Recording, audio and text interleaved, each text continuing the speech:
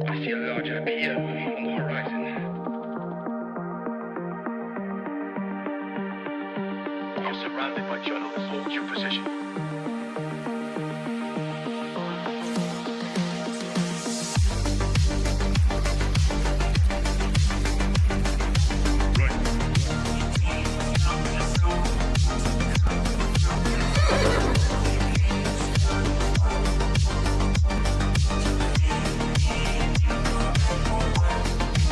Misinformation.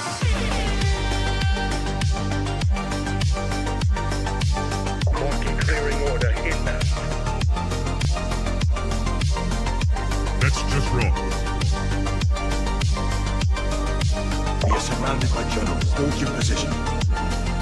Come, get up.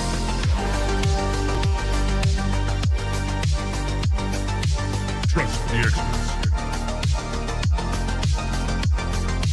5 cookies. We are experts. Founder mode. 5 cookies. I see multiple journalists on the horizon. Stand by. Experts. UAV online. Blaze. Double blaze. Triple blaze. Double kill. 5 cookies.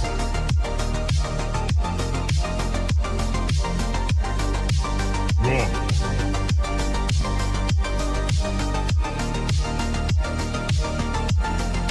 Pump is up. Blaze.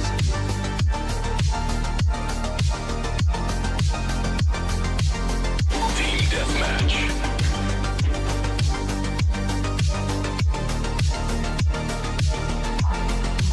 We are experts.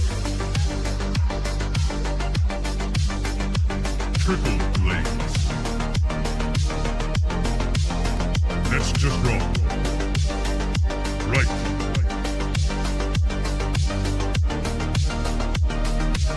Marking clearing order inbound. Come, get up.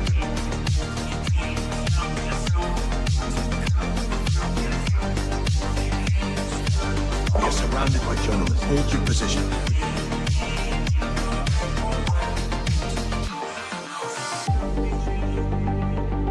Strike 1. Strike 2.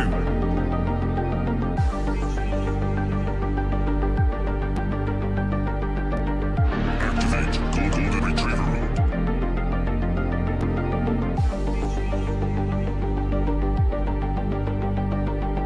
Trust the experts.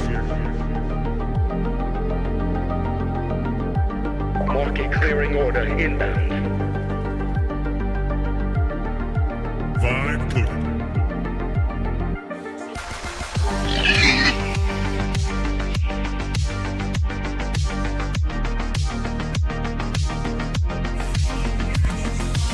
Founder mode.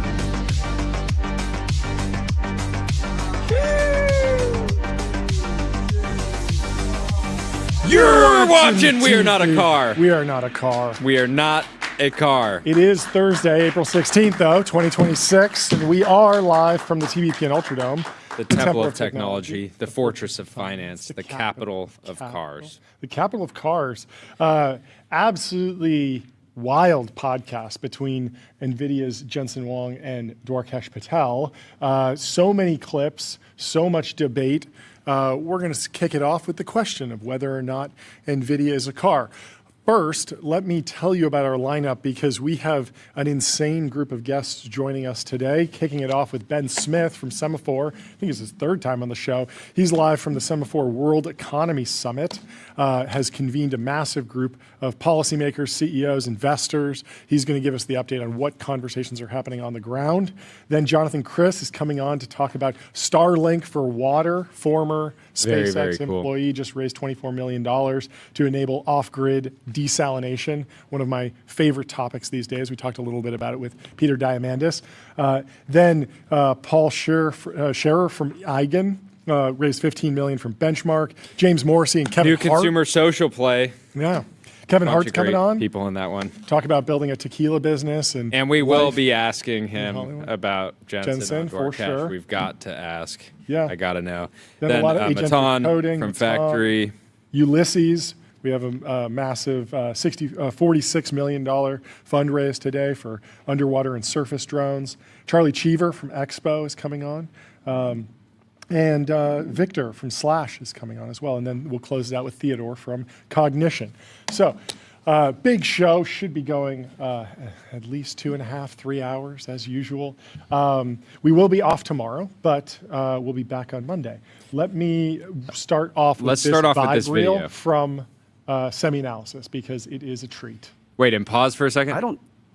You know why I was asking you? Yeah. Like what app you use to edit videos. Oh, yeah. It was to make this exact video, and then I saw this, and I was like, oh, I don't need to make it. Yeah. You're not talking to somebody who woke up a loser. And that loser attitude, that loser premise makes no sense to me. We're not a car. We are not a car. It's such a great edit. It's such a good vibe reel. And it's so funny because I love to. This is Tokyo Drift. Good. It's funny because it's this new type of vibe reel where the Semi-Analysis team, obviously, they recontextualized the two clips and added the beat to get the video going. But that final edit with the cars sort of morphing together, like it goes from, there's a match cut. These are match cuts between one stick shift move and another, or one car drifting and then another car drifting. That takes a really long time. Somebody clearly made this video just because they're enthusiasts of Fast and the Furious. And then the Semi-Analysis team was able to quickly recontextualize that to be about Jensen's answer on NVIDIA's moat and the CUDA moat and what's happening with NVIDIA. So let's go through this question because it's been humming for a while. And it sort of bubbled up most recently because there was a whole bunch of news that Mythos might have been trained on Trainium, then maybe TPU, then maybe Blackwell, and it was sort of a mix. And it just feels like more and more of the AI labs are capable of making other chipsets work. In the early days, it was all about NVIDIA, and now it feels like the incentives are really high to figure other options out, and that creates a different competitive dynamic. So we can run through my thoughts on this, and then we can go into the geopolitical considerations as well, because that was another fascinating segment of the interview. So Jensen, the CEO of NVIDIA, spent over 90 minutes, it was almost 2 hours when you include the ads too, in the ring with Dwarkesh Patel. It was electric, and the key question, at least for the start, was whether or not NVIDIA is a car. And I'm only half joking about that. It sort of was the key question. NVIDIA has been the market leader for years. During the gaming boom, NVIDIA was the gold standard for rendering PC graphics. There was always decent competition from AMD, but once the AI boom kicked off, the CUDA ecosystem significantly sped up development of AI systems and training of AI models. And for those who aren't familiar, CUDA is a programming model that enables GPUs to accelerate demanding workloads by parallelizing computation. So instead of needing to work on the very low-level instruction sets, if you are a CUDA kernel engineer, CUDA engineer, you can access all the power of the GPUs very efficiently while staying up in the more mathematical AI research, more standard Python, C++ programming paradigms. You don't need to dip down too low, but it's getting easier to dip down lower, and that's what we're seeing. So that created the CUDA moat. because developers were way more productive, and the biggest bottleneck to progress was allowing AI researchers to quickly test ideas and scale their experiments up to whole fleets of GPUs and eventually entire data centers. So at the time, researchers really liked CUDA and really liked Nvidia, and they did not want to have to spend hours and hours figuring out other hardware systems.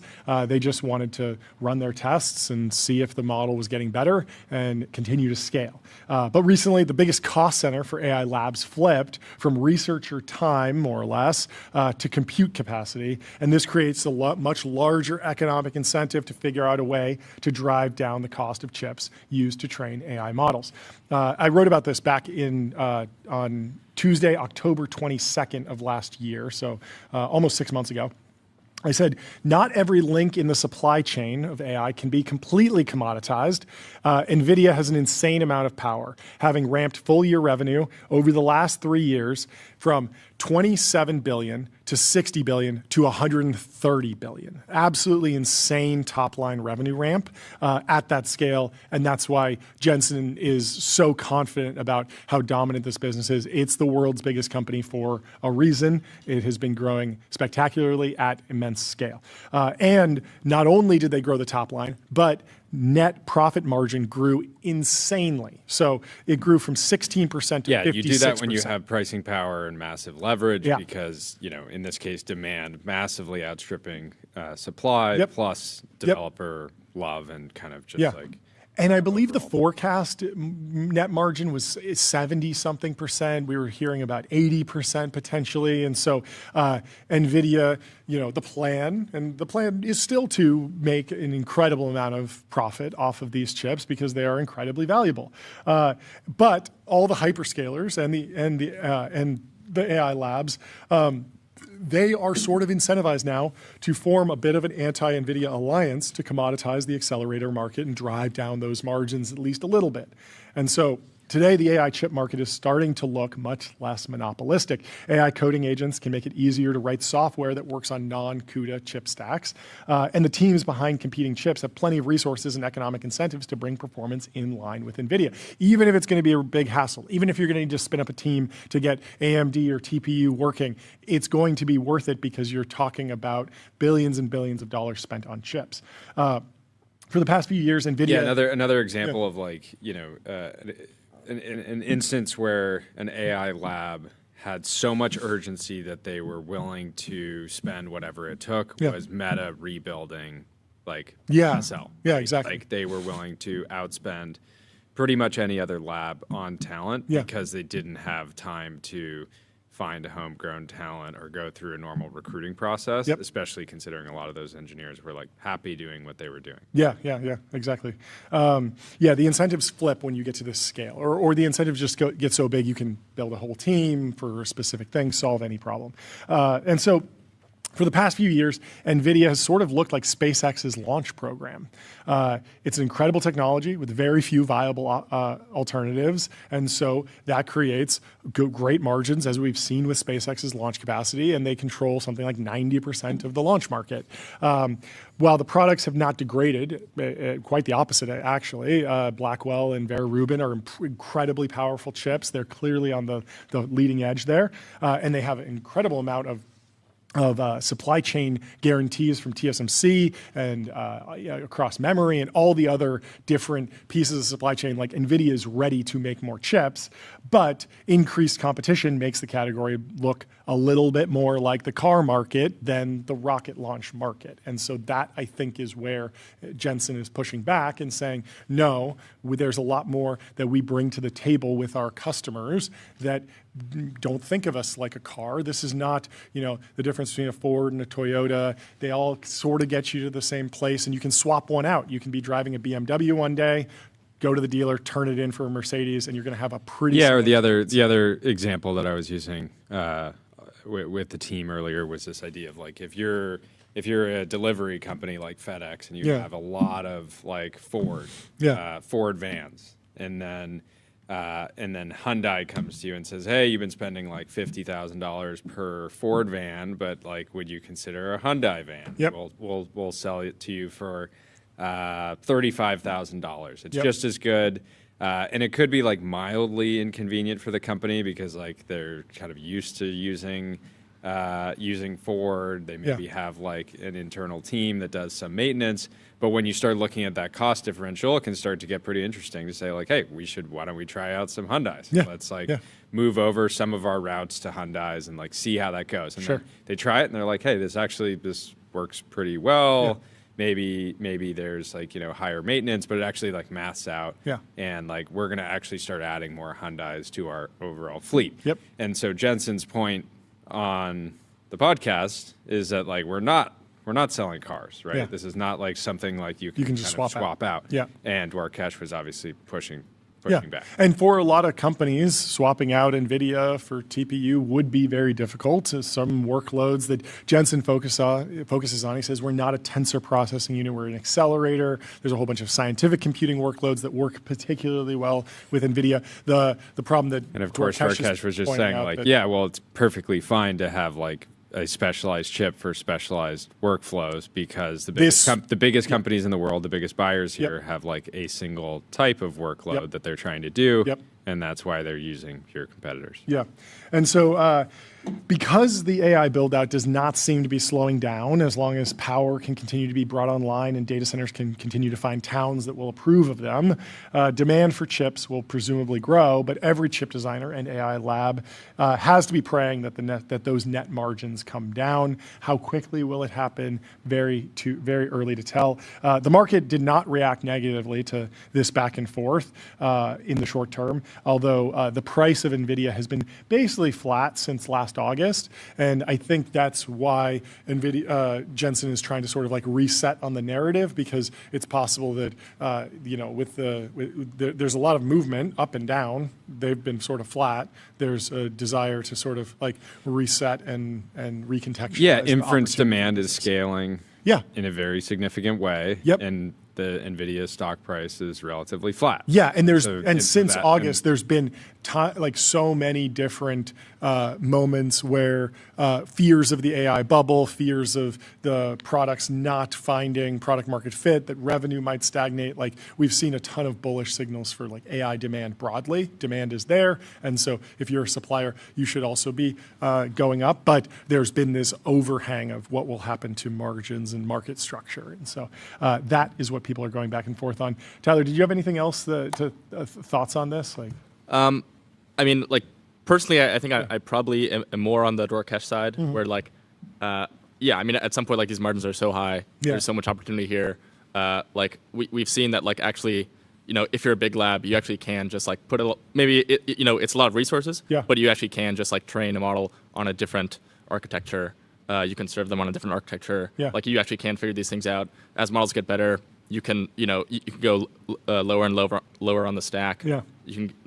You can write the kernels semi-autonomously. These things get faster and faster, and it's like I'm probably much more on the Dwarkesh side. Yeah, it'll be interesting to see how Grok fits into this, the new CPU integration between different pieces of the puzzle. Like, and then also, I mean, Dwarkesh makes this point that the supply agreements that Nvidia has might be a bit of a moat for the next few years, while TSMC line time is so constricted. Yeah, but even then, like Jensen was saying, the kind of supply constraints. This is like a 2 to 3 year problem. After that, like you can just solve these things. Yeah. So it's like almost, I don't know how to think about this, because to me it seems like so much of the value of Nvidia is just like they have such an incredible relationship with TSMC. Yeah. But and it's so valuable because of how constrained it is. Yeah. But if that kind of constraint is maybe gonna go away to some extent. At TSMC. Yeah, that's what he says. Like they're going to increase. They can build a new fab in whatever 3 years. Yeah. I mean, the big takeaway from the conversation is like you have one person who seems incredibly AGI pilled, which is Dwarkesh, and then you have Jensen, who doesn't seem AGI pilled in that sense at all. Right? He Dwarkesh asked about. He was kind of getting at early on the idea of like, will you be able to just like prompt your way to Nvidia chips? He's like, you basically sell software. And he didn't put it quite as aggressively, Jensen, but that's of course like more on the nose. But Jensen was basically like, no, I don't think that'll happen. And then when you get to the whole geopolitical conversation too, again, it's like Dwarkesh is like you're selling nukes, and Jensen is, in my view, like I'm selling computers. Yeah. Right. Yeah. That was like the big rift. It Yeah. was like these two kind of totally conflicting worldviews, and it made for some very Pay-per-view. It was a pay-per-view. It should have been a pay-per-view. Pay-per-view. Sriram Krishnan summed it up pretty well. He said, every person here's reaction to the Jensen plus Dwarkesh podcast can be extrapolated directly from whether they believe in the frontier labs achieving short timelines for AGI, ASI. If you believe in the labs achieving RSI, and then AGI, ASI for some definition of all three in the next few years, you're probably sympathetic to the frame Dwarkesh adopts. If not, you're probably more sympathetic to the arguments from Jensen. And so we can go into the export controls next and talk about that. Metacritic Capital sort of summed up a little bit of why just Jensen's rhetoric and how he wasn't conceding a lot of things. Dean Ball said, Dwarkesh Jensen reveals how inconsistent and unbattle-tested AI acceleration talking points are, especially when they're filtered through the prisms of corporate comms and mass politics. Strategically coherent accelerationism is possible. He says, I try, but not currently prevalent. And Metacritic Capital says, the problem is that Jensen doesn't concede anything. Compute spending going to the moon, 1 trillion revenue in sight. Models keep getting better. No unemployment. Software codes are good. Other Western accelerators are bad. Chinese competitors are good. Nvidia makes token costs decline 90% per year. But Chinese compute scientists are capable of making all the necessary algorithmic improvements. He also can't be AGI pilled enough because at the end of the day, he is an intellectual property company in the business of sending a file to TSMC. I think it's part of Taiwanese culture to want to be loyal to all clients and don't have favorite winners. He doesn't want to betray his software co-customers. He has antitrust concerns. Yeah, he was making the bull case for software, which was that Yeah, AI agents are going to use tools. Yeah. So he's like, there's going to be more users of software than ever. Which is something I'm like somewhat sympathetic to, but it definitely... It's still very easy to take the counter. The flip side of that, yeah. Well, let's play the distilled recap from Dwarkesh Patel of the back and forth with Jensen on export controls. It's about 4 minutes, and we'll watch this and then discuss. So, if Chinese companies and Chinese labs and the Chinese government had access to the AI chips to train a model like Claude Mythos with these cyber offensive capabilities and run millions of instances of it with more compute, the question is, is that a threat to American companies, to American national security? First of all, Mythos was trained on fairly mundane capacity and a fairly mundane amount of it by an extraordinary company. And so the amount of capacity and the type of compute it was trained on is abundantly available in China. And so you just have to first realize that chips exist in China. They manufacture 60% of the world's mainstream chips, maybe more. It's a very large industry for them. They have some of the world's greatest computer scientists, as you know. Most of the AI researchers in all of these AI labs, most of them are Chinese. They have 50% of the world's AI researchers. And so the question is, if you're concerned about them, considering all the assets they already have, they have an abundance of energy, they have plenty of chips, they got most of the AI researchers. If you're worried about them, what is the best way to create a safe world? Well, victimizing them, turning them into an enemy, likely isn't the best answer. They are an adversary. We want the United States to win. But I think having a dialogue and having research dialogue is probably the safest thing to do. This is an area that is glaringly missing because of our current attitude about China as an adversary. It is essential that our AI researchers and their AI researchers are actually talking. It is essential that we try to both agree on what not to use the AI for. With respect to China, we want to have, of course, we want the United States to have as much computing as possible. We're limited by energy, but we got a lot of people working on that, and we had to not make energy a bottleneck for our country. But what we also want is we want to make sure that all the AI developers in the world are developing on the American tech stack and making the contributions, the advancements of AI, especially when it's open source, available to the American ecosystem.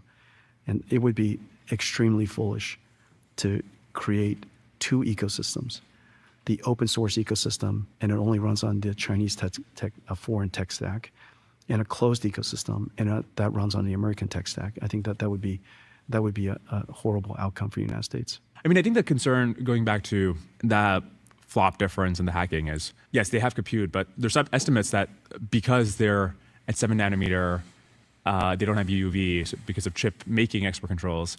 The amount of flops they're able to actually produce, they have like 1/10 the amount of flops that the US has. And so with that, could they train eventually a model like Mythos? Yes. But the question is, because we have more flops, American labs are able to get to these level of capabilities first. And because Anthropic got to it first, they say, okay, we're going to hold on to it for a month while all these American companies, we give them access to it. They're going to patch up all their vulnerabilities. And now we release it. Furthermore, even if they trained a model like this, the ability to deploy it at scale, if you had a cyber hacker, it's much more dangerous if they have 1 million of them versus 1,000 of them. So that inference compute really matters a lot. In fact, the fact that they have so many AI researchers who are so good is the thing that makes it so scary, because what is it that makes those researchers more productive is compute. We should always be first, and we should always have more. But in order for that outcome for you to what you described to be true, you have to take it to the extremes. They have to have no compute. And if they have some compute, the question is how much is needed. The amount of compute they have in China is enormous. You're talking about a country. It's the second largest computing market in the world. If they want to aggregate their compute, they got plenty of compute to aggregate. Very, very tense back and forth. Dean Ball says, it's a shame Jensen mostly fails here because the monoculture on export controls is bad. If you're a young AI policy researcher trying to make a name for yourself, it's almost impossible to be taken seriously unless you are pro-export controls. Monocultures are usually bad. And I am sympathetic to Dwarkesh's points there for sure, especially on the inference side. Even if models exist in both worlds, like having a whole bunch of good guy compute that can go and patch bugs, while the amount of attackers is much smaller. It's just a matter of how many resources you have on each side. That's a great point. The only thing that they are like talking around is just Taiwan as a particular turning point, and how their various positions flow through to Taiwan policy, and where how China's stance on Taiwan is something that I've always puzzled, and I wish that both of them had articulated their sort of philosophy on actually wargaming out what export controls do to likelihood of Taiwan intervention or blockade or anything like that. I don't exactly know. I've been trying to work through it, but I don't have a complete thesis. But we've been debating it back and forth all day. I don't know if you have a strong take on any of this, Jordy. I appreciate Matt Zeitlin's point. He What do you said, say? I kind of appreciate that Jensen Huang seems relatively normal about non-business stuff compared to other tech founder CEO types, but then when it comes to Nvidia's actual operations, he's a complete sicko. Yeah. I saw a couple takes around this that he had some very, very, very, very strong points. If you're deeper in the supply chain, I couldn't really assess how he did on that. But some people were. There were definitely people that were in Jensen's camp. It was divided, which I think is why this went so viral. Elliot Arledge summed it up here. Jensen Huang on Dwarkesh today. Most combative interview he's done in a while. The biggest regret, not funding. Has there been a more combative interview ever with Jensen? It seems unlikely. I think so. No. And I'm trying to think of just in terms of combative, people were sort of comping this to the Elon Dwarkesh interview, which wasn't combative, but it was more just digging into all the different projects and trying to elucidate the strategy and how they all fit together. There's actually some interesting updates on where xAI might be going with a partnership with Cursor that we can go into. There is some funny details in here. Apparently the Larry and Elon begged Jensen for GPUs at dinner story. That never happened. We absolutely had dinner. At no time did they beg for GPUs, which is funny. I wonder what happened. Quietly folded Grok into the CUDA ecosystem. Reason, premium ASP tokens where latency beats throughput. Higher throughput used to always win.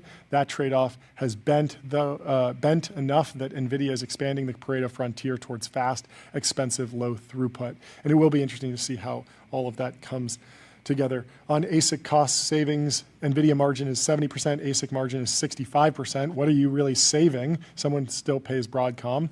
Open challenge to Google and AWS. Publish TPU and Trainium on MLPerf and Inference Max. I would welcome Trainium to demonstrate their 40% claim. And so Jensen threw down the gauntlet and said to Amazon and Google, head over to SemiAnalysis and put your chips on Inference Max so that they can be properly benchmarked. So we can see. That was a very, very good call out. Yeah, it was smart. I just don't know why they don't go over and I've been excited to see the Inference Max results. Dwarkesh posted tomorrow, and it's him and Jensen standing next to each other. And Alex Volkov said, "Hey, Dwarkesh, was this picture taken before or after the pod?" Because it does feel like it was a tense situation. Although, to both of their credit, like Jensen, it felt like he loved being in the arena, getting asked hard questions, like working through this. There's this back and forth where Jensen's pushing back, and Dwarkesh says, "Oh, I can drop it," and he says, "You don't need to drop it. I'm enjoying this. Like let's hash this out." And I thought that was very very diplomatic and just good overall. Well, Intel is up on the news, up 4% today, 10% over the past 5 days, almost at all-time highs. I think we're very close to the 2000 peak for Intel, which it was also around where they were trading in 2021, $67 a share, $330 billion company.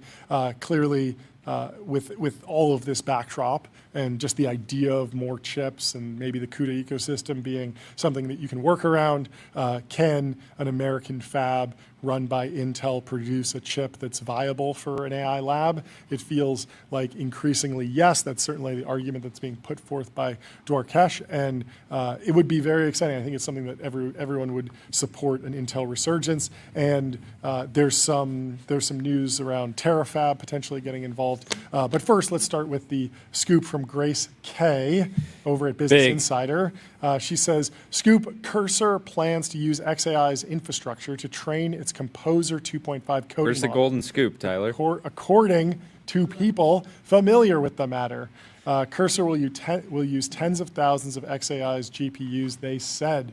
And we got a scoop for Grace K. This one's going to Grace. Grace, congratulations. Scoop. You win the golden scoop. The golden of scoop. The day. Congratulations. Interesting to see something we talked about probably midway through last year. xAI's shown a tremendous ability to on the kind of infrastructure data center side, spinning up a huge amount of compute very, very quickly ahead of any timeline that any reasonable party would have probably expected. And demand hasn't exactly followed in the way that they would have liked. Yeah. And so opening that up to a company like Cursor, who has all the demand, and what they really need is their own model. Yeah. It was also interesting because I don't know if it was thrown out as a potential project for other companies. I feel like MSL mentioned it at some point, maybe OpenAI, but there was some talk of like, okay, if you're marshaling all this compute and you wind up with too much, like what do you do then? And the idea of becoming a cloud provider, if you have a data center and everything. Yeah, and that's been the big question of like, with everything that SpaceX is doing and now Terafab, they're going to be creating all of this capacity. Yep. But where's the demand for that capacity going to come from, right? Yep. And so you can imagine a world in the future where if SpaceX has a bunch of space data centers, they open up that capacity to a bunch of companies other than just Elon Inc. businesses. So Grace says the setup effectively turns xAI into a kind of cloud provider by renting some of its GPUs to other companies. xAI could start generating revenue from its massive infrastructure while still developing its own AI models. The arrangement could help the company offset the costs of building and operating data centers while also deepening ties with a startup that has access to valuable coding data. And so there could be some sort of trade deal going on. Ed Ludlow at Bloomberg has a report from the Terafab. Musk's team is actively requesting price quotes and delivery timelines for a wide range of chip-making equipment, photomasks, substrates, etchers, deposition, cleaning, testing tools, according to sources. Elon Musk's lieutenants have reached out to chip industry suppliers for his Envision Terafab project. Remember, he was pictured with Lip Bhutan from Intel, I think, last week. Early steps in an audacious and likely arduous attempt to break into the production of cutting-edge chips. That is a very, very tall order, but maybe there's never been a better time to break into the cutting-edge chip market, given that you don't need to. You sort of need to reinvent CUDA, but it's becoming easier potentially. That is the story. Well, there are two big releases from Anthropic and OpenAI today.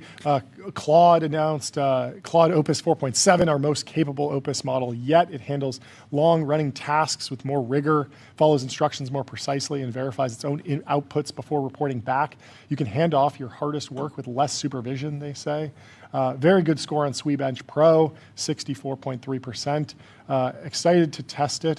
They say Opus 4.7 has substantially better vision. It can see images at 3 times the resolution and produce higher quality interfaces, slides, and docs as a result. On the API, the new xAI effort level between high and max gives you finer control over reasoning and latency on hard problems. I'm excited to see how these do on ArcAGI v3. Yeah, I think the most notable thing here is you have a model card that shows a model that's not publicly accessible. Yeah, they share the Mythos benchmark. And so Mythos logging distillation. Opus 4.7 just sitting there, but of course, unless you're one of a select companies, you won't be getting access to it, at least yet. Well, Addy gave Opus 4.7 the tiny man bench, which is a very funny one, where you ask the model, I am a tiny man. When my son was born, they handed me to him. And Opus 4.7, that's a nice little riddle. The answer is a bar of soap. No, wait, let me think about it.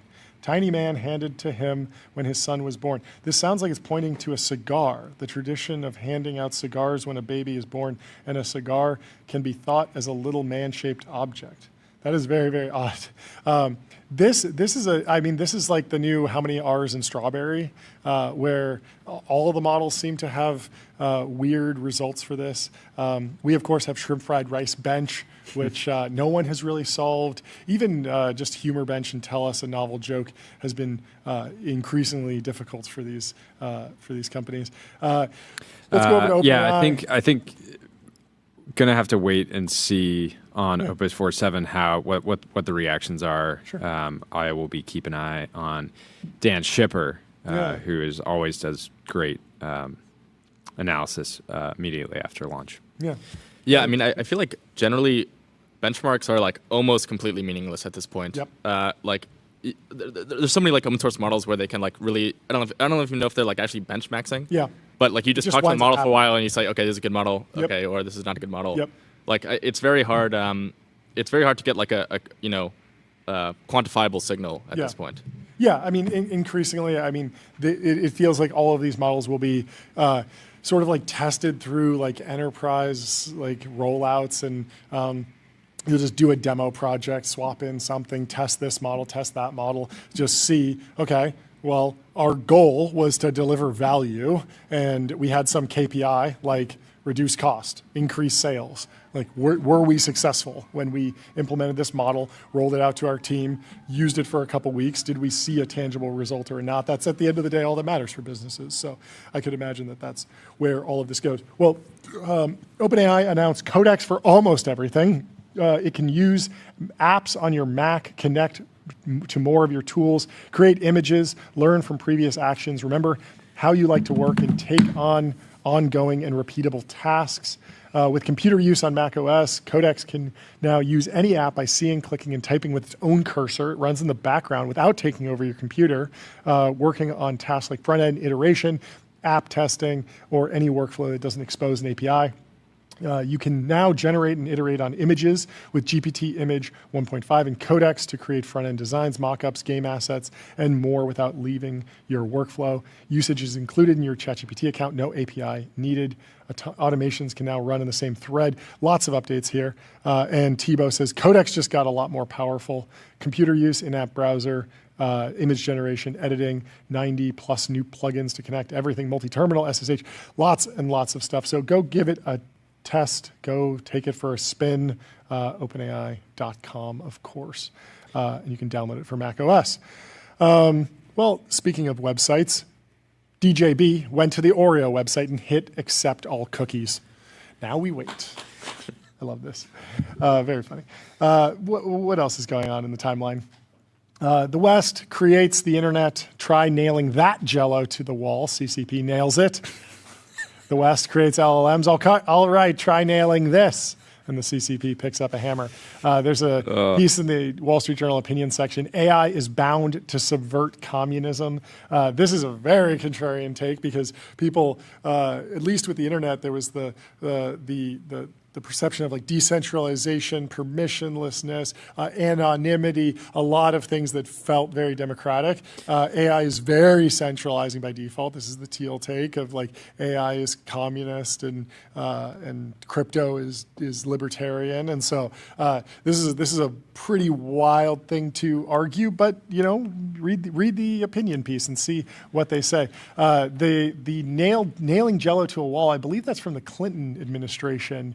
The idea that the internet would spread so widely that the Chinese Communist Party would not be able to control the population, everyone would be coordinating. It'd be sort of like an Arab Spring type moment. But of course, the firewalls went up, the surveillance happened, and nothing really changed, and the Communist Party seems stronger than ever. But this does sort of undergird a lot of what Dwarkesh has been saying about the risk of China and having strong AI and stronger control over the population. It's always hard to get a read on exactly how things are rolling out in China. There's some people that seem to like it over there. Of course, Dwarkesh took a whole trip to China and made it back okay. So it's not all doom and gloom, but there are. It's a tricky thing to argue, but we'll see. YouTube, according to The Verge, now lets you turn off shorts. Mm-hmm. It is getting community noted. What does the community note say? This feature is a new setting for YouTube time management. Does not hide the Shorts tab in the app, nor does it hide shorts from appearing in recommendations. When set to off, the only change is that a dismissible warning screen will appear when the Shorts tab is selected. So, interesting. Yeah, I've tried. I land on YouTube on my phone. It immediately recommends a bunch of shorts. You can hit the 3 dots. Yeah. And say like, show me less shorts, and that feature does not work at all.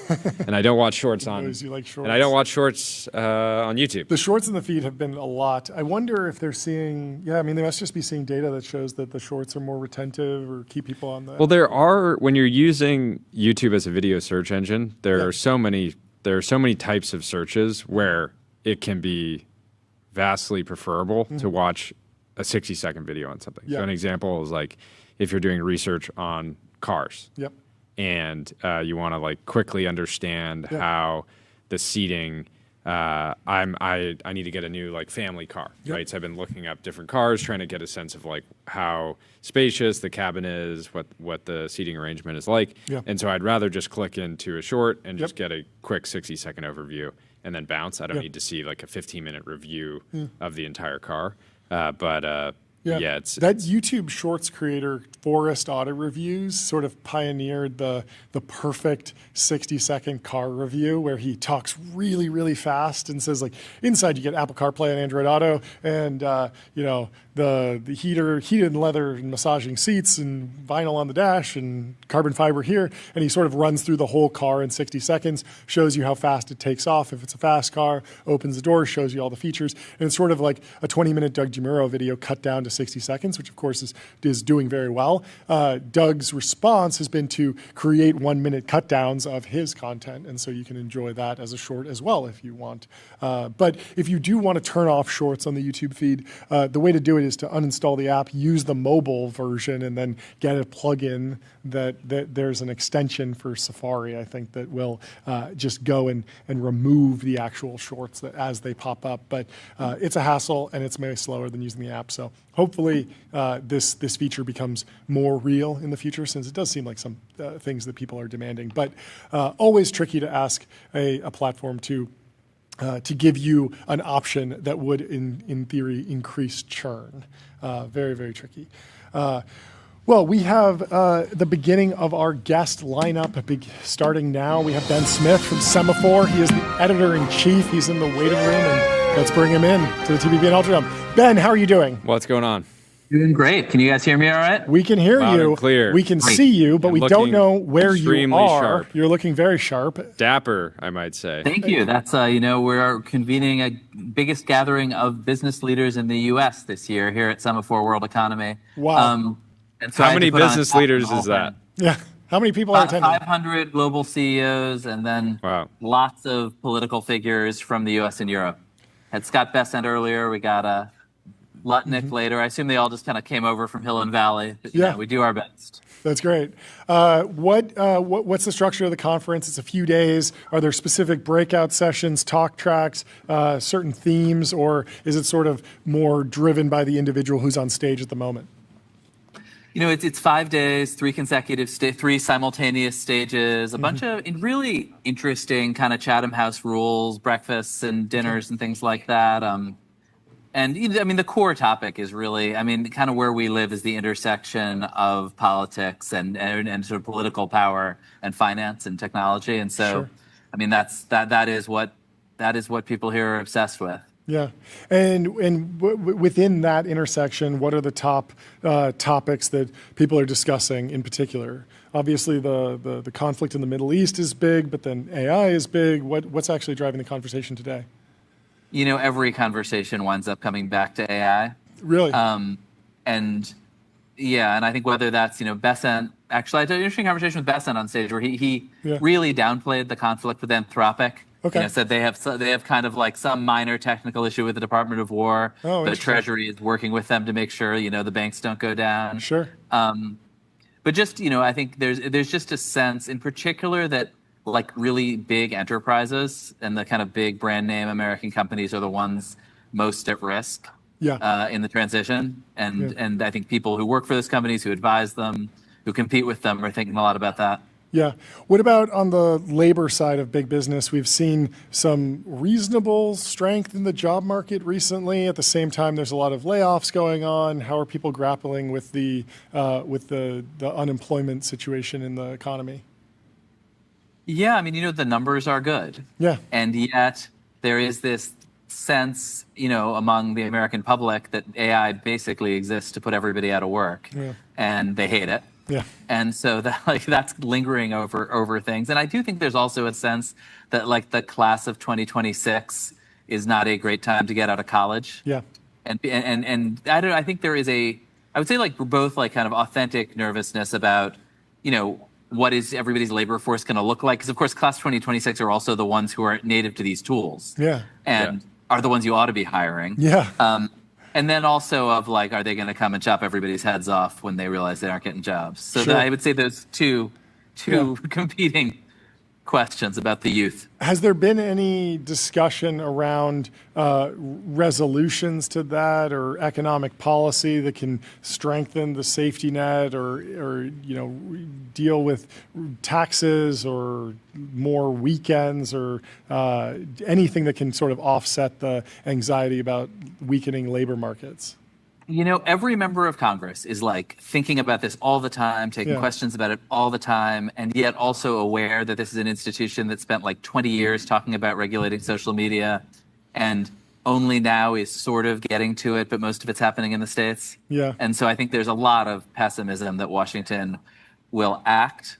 But I think there's also is a sense that I think a lot of companies are seeing unexpected jobs coming out of AI. I talked to somebody who operates basically the sort of call center dealing with financial fraud that you would think would really get wiped out by AI. Yeah, totally. But the good news is there is so much more financial fraud being driven by AI that they're keeping people very, very busy. You can see something like that emerging in the legal space is you just get way more contracts because contracts are easier to create or you get more lawsuits. So a lawyer is spending less time per lawsuit, but there's a lot more of them.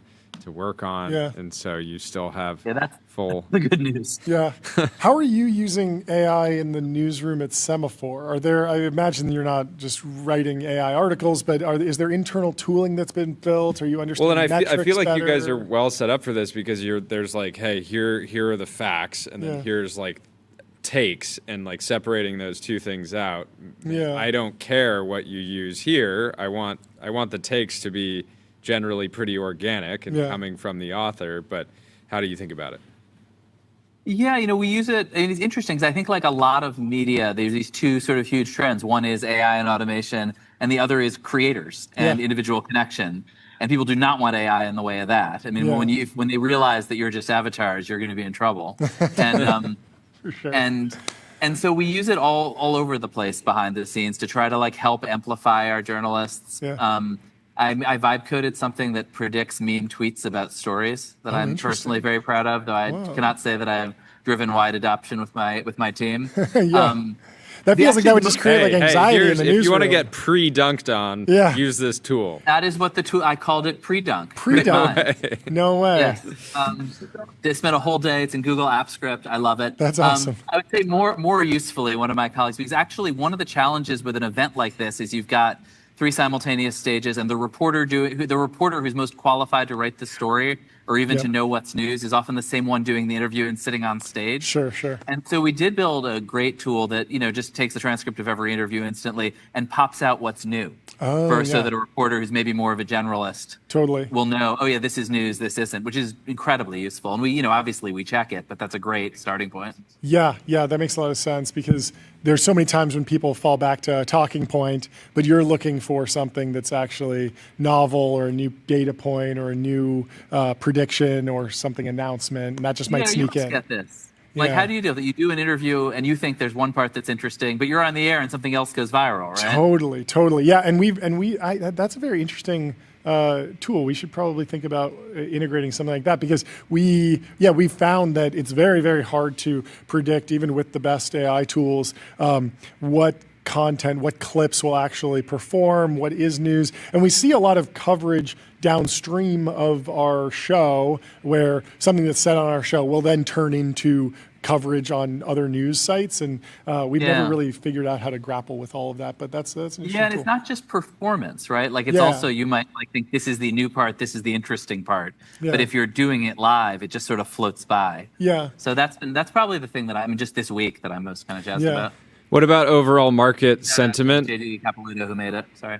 What about overall market sentiment? I don't think if you told me last year we would be, over a month into a war with Iran and the S&P 500 would be at a record high, I would not have believed you. Yeah, I mean, it's amazing. And, people who, CEOs, people who show up at events like this tend to be optimistic people. It's sort of a job quality. And so there is like a pretty positive vibe here and the sort of parallels and is driven by the markets. One thing about Washington now, though, is there's also a lot of self-censorship. And there's a real difference between what people say in public and what they say in private. And I think, in our kind of Chatham House rule gatherings, you're hearing a lot more concern about just about the long-term direction of U.S. power, the U.S. economy, the U.S. markets, people hedging away, and no one's saying that stuff in public. Yeah. Well, biggest ever disconnect in my life between like group chat conversations and like timeline conversations among people who have something to lose is how I would put it. Interesting times. Hopefully, what's the plan to turn the synthesis of what you're hearing in the Chatham House context into reporting or content? Will you be writing op-eds that are informed by what you learned? How do you think about actually distributing that information? I mean, the basic Chatham House rule is that you can steal the ideas and pass them off as your own, but you're not allowed to contribute them. So that's the plan. Okay. Well, we'll look forward to it. I'm sure everyone can follow along at Semafor. Thank you so much for coming on the show. And we'll make it next year. I'd love to. Yeah, that'd be fantastic. Yeah. Thank you, Have Ben. a great rest of your day. Have a great rest of the conference. And congratulations. Thank you. You guys too. Thanks for having me We'll talk to you soon. Up next, we have Jonathan Criss from Vital Lyfe working on desalination with a fantastic new fundraising round. Jonathan, welcome to the show. How are you? I'm doing fantastic. How you guys doing? We're great. I'm so We excited are to talk to you. Insanely fired up. We were Hear about what you're talking. Let's building. go. Yeah, we were talking with Peter Diamandis about desalination, and it's always been such a fascinating, just not even a sci-fi technology, but just an underutilized technology that has incredible promise, but hasn't felt like it's hit the takeoff that it needed to. And so excited to hear your plan. But why don't you kick us off with an introduction on yourself and the company and how you're thinking about things? Yeah, so I'm John, CEO and founder. I was at SpaceX for 13 years before this. Started off in Overnight Dragon. success. Started off in Dragon. Elon was like, stop using dragons or building dragons, you idiots. And I was like, oh man, I'll figure that out, boss. Started off with a small team to go figure out Dragon reuse. Yeah. The whole program became reuse vehicle, so just took over as product manager / RE. And then kind of got bored of spaceships, wanted to take on a new challenge. Jumped over to the Starlink team to figure out rate manufacturing, where we got like really plugged in on how you design for really high volume manufacturing. And then, my co-founder and I started really talking about how do we make a meaningful impact in the world? What's the next big challenge? And then got our heads wrapped around answering that question that every 8-year-old kid has: how could there possibly be water scarcity when there's oceans everywhere? Yeah. And then just like you said at the top of the segment, it's like, man, this technology feels like it's really cool, but it's just right on the cusp of becoming awesome. And we think if we apply the lessons that we learned on Starlink with high rate manufacturing, driving down the costs, and really delivering this technology to everyone, we can really make that meaningful impact. So walk us through the first product. I was always thinking that the next big desalination company would be a huge desalination plant, but you're going much smaller. So walk me through the thesis there. Yeah, I love that, because that's pretty much where everyone in the industry has focused, right? We got to clean a ton of water. These systems are super freaking expensive for upfront capital costs. So the only way to make your unit economics in that use case work is by going really large and cleaning a ton of water. Yeah. We just looked at it from the other end as like, man, if the upfront cost is negligible and you can keep your energy and maintenance costs low, you can probably do about the same and just scale it in terms of number of units, not a large centralized system. Mm-hmm. And then it's just kind of blown up the thought process entirely inside of that, because now you're looking at infrastructure resilience and people being less reliant on centralized systems. And then you can open up to people that are more on the move, people that are island struck, and really, man, the customer base kind of exploded from there. We're like, oh man, like if you could just deliver a low cost product, people will want to use it. Yeah. So walk me through like a textbook customer. Where are they? Can you explain first? Yeah. Can you just explain the product like I'm 5? Yeah. Like how big are we talking? Yeah. Like, is this diesel generator size? Like.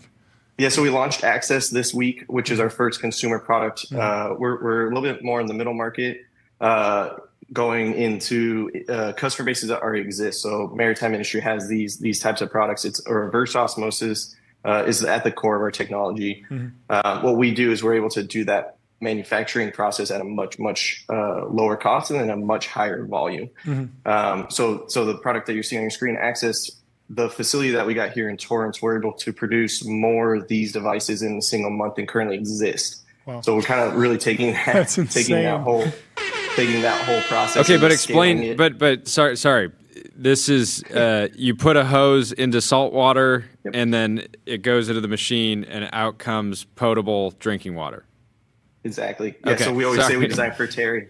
I just for the audience, I wanted to be clear. So how many push people button, hydrate? Yeah, how many people off grid actually have access to salt water or dirty? Well, this should work for springs and lakes and. Yeah. Is that the idea? Yeah. So you can clean what we say is any naturally occurring water source. Salt water being the hardest one to clean, and why desal has been kind of out of reach for most people until now. Yeah. Well water is super common in the United States. Sure. I think it's like 11% of homes live on well water in the U.S. And then brackish water is super common. I mean, in marshlands. I mean, lots of south, pretty much all of Florida. Yeah.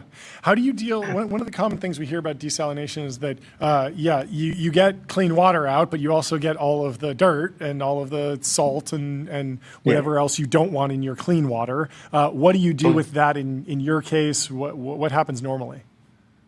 Yeah, so the stigma is in your what you call brine or your Brine, concentrate. yeah. So when you run a very large plant, you want your recovery as high as possible. So your concentrate is much, much higher, like 2 times the salinity in your salts.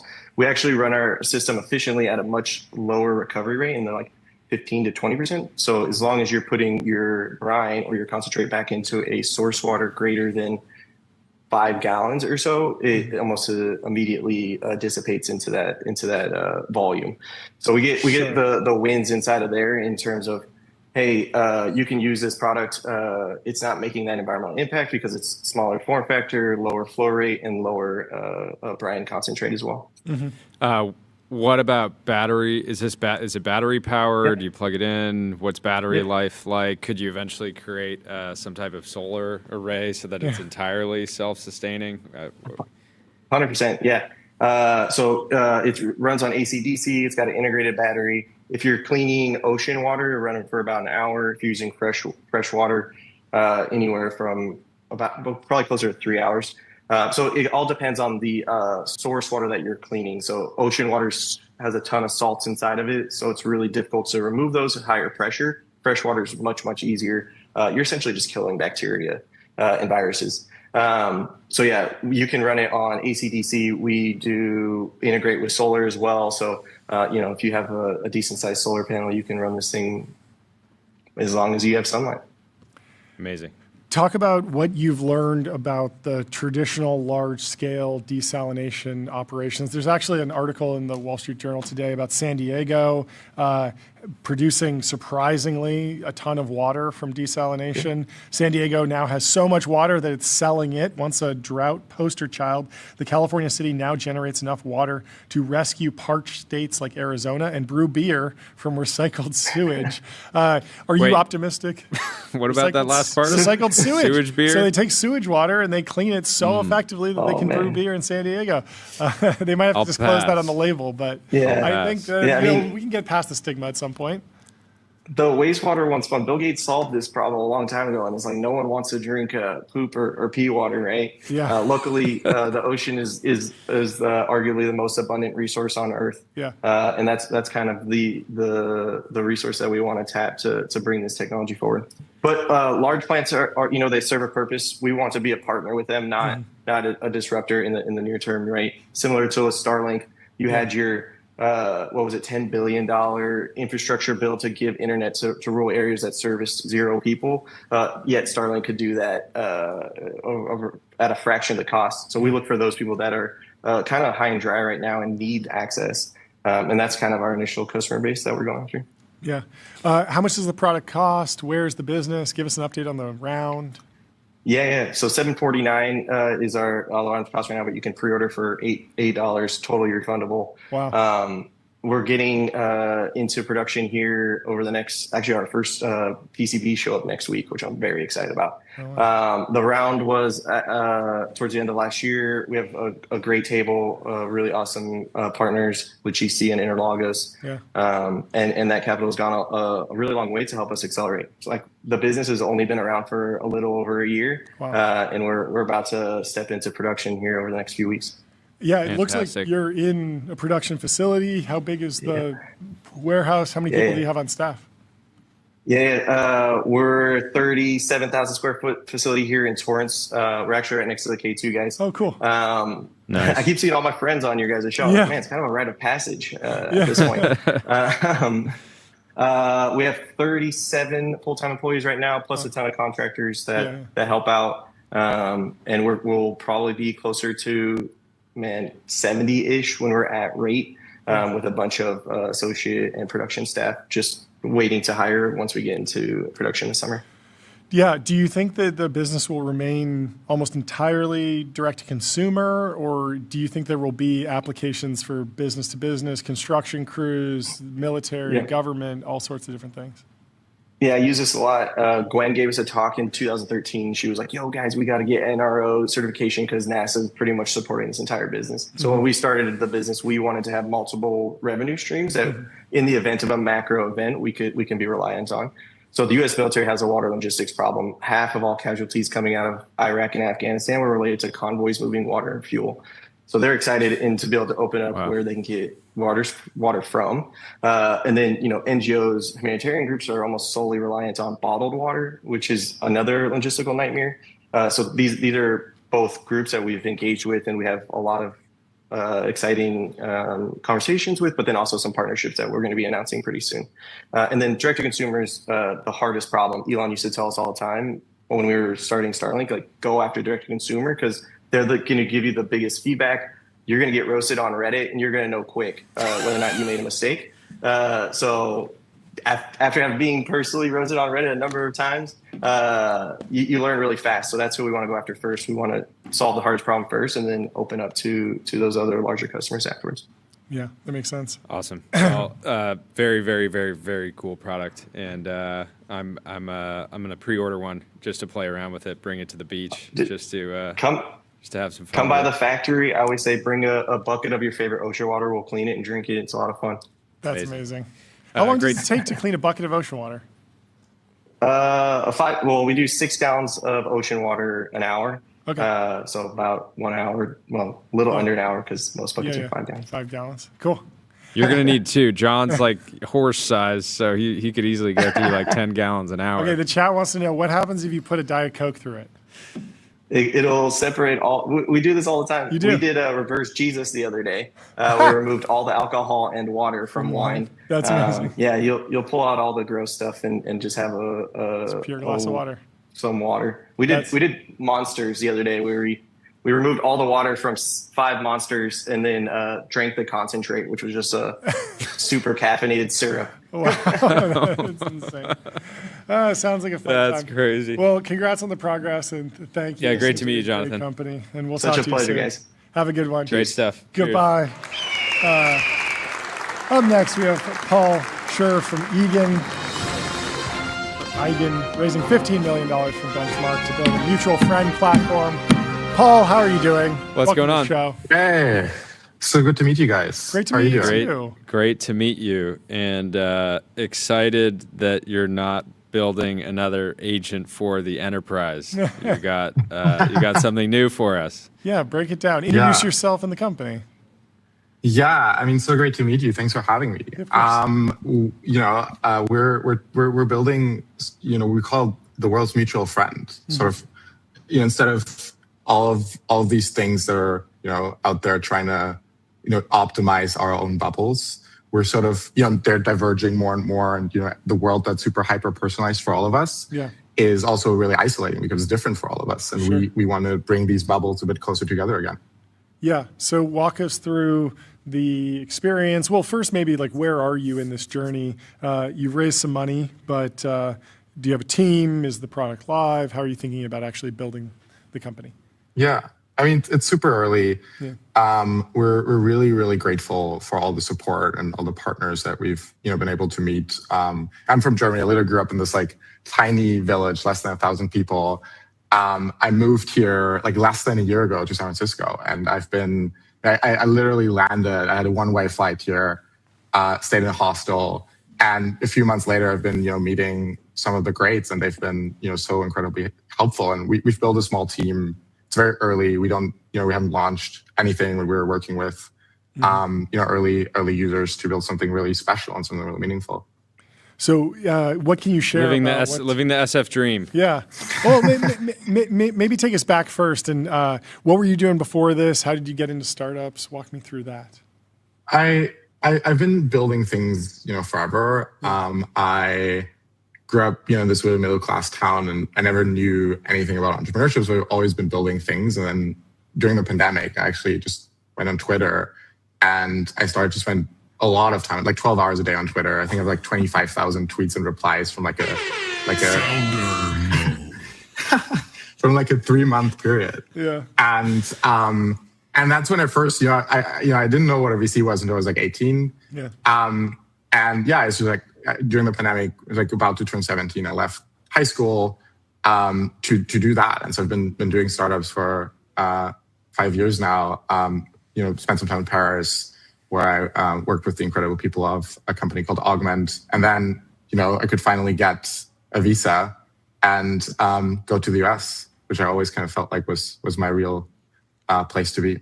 Yeah. All right, and then take us through the idea maze and how you landed on this like general kind of space. I think I've always been like really interested in sort of this intersection of arts and culture and technology, and like growing up in this like place where I grew up, and I really love German children's literature. And there's this book that my dad read me when I was 10 about this little girl called Momo, who kind of connects everyone in her little town and helps sort of save the world from the time thieves. And I've always sort of been inspired by this. And so it's been something I've been thinking about for a really long time. And I think now more than ever, we really need this. Mm-hmm.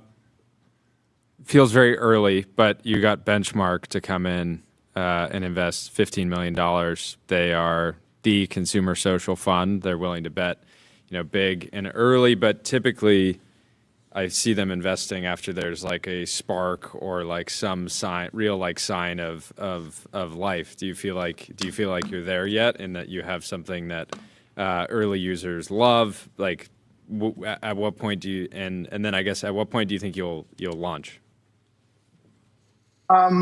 So I think with Benchmark, and just more broadly, we already see, I think, moments of magic. And it's very, very early, but it's been just really incredible to see how people create these moments of connections, early users. And I think just partnering up with Benchmark has been, an incredible experience. And I think I don't feel like I've ever pitched Benchmark. I think we just met and we sort of very quickly, I think the deal got done in like 3 days. And we very quickly just realized that we had very similar ideas of what the future should look like, and that we wanted to go on this journey together. And everything else kind of became secondary to just like trying to make that happen together. Do you think there's a risk of becoming a dating app, or is that the wrong way to think about it? That's funny. Because I just like historically the like meet people in your area apps, even if they're they're intended to create friendships, you may get power users that are have other intentions. I mean, totally. I think for us, we care more about strengthening already existing relationships, right? We live in a time where we have all made way more relationships than ever before.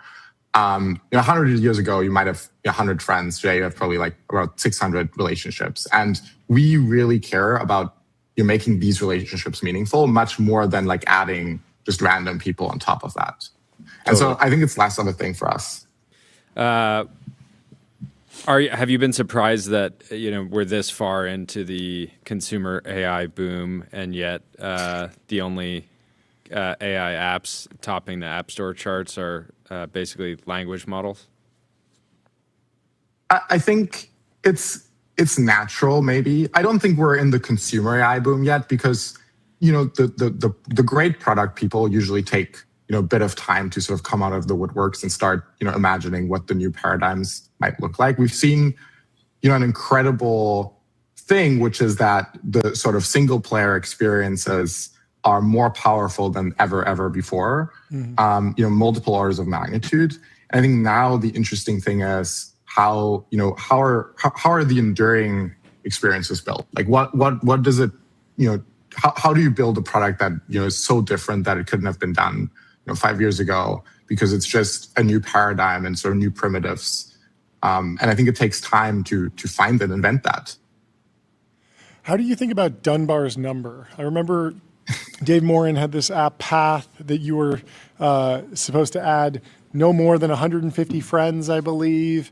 And I'm wondering if you think that number's changing, or you think that there's some sort of like optimal ground truth to that idea of Dunbar's number. Have you reflected on that at all?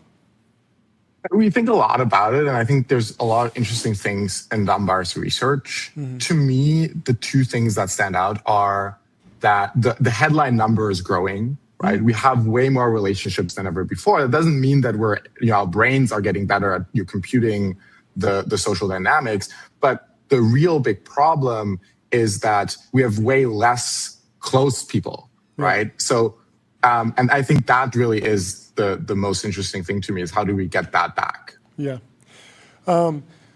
What do you think? Do you think there's anything to be done on the social networking side to make filter bubbles less prevalent? There was some work done, it felt like, on YouTube where you would watch one video and immediately get served another video that was similar, and so you'd wind up sort of down a rabbit hole. And then YouTube seemed to have changed the algorithm to sort of show you the opposite side of the argument. If it was a video in favor of something, you'd see a video that took the other side pretty quickly. But I agree with you on the general trend that like there is these like niches and niches and niches, and that's been good in some ways, but it's also created some isolation. Have you just reflected on like if you had full control over all the social platforms, what you might do differently?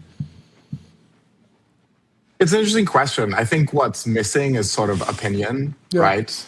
We went from 5 newsletter outlets, maybe 12 radio stations, a bunch of TV stations, to like sort of infinite nuance, right? And everything, every take that you could possibly have, you can find it on Twitter.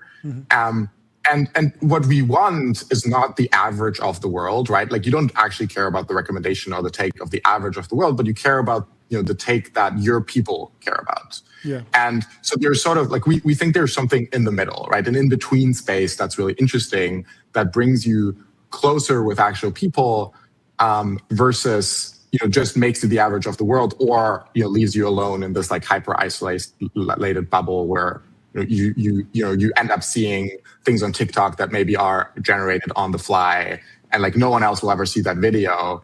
And you can't go to your office anymore and be like, guys, did you see this like insane thing? Like, and talk about it. Mm-hmm.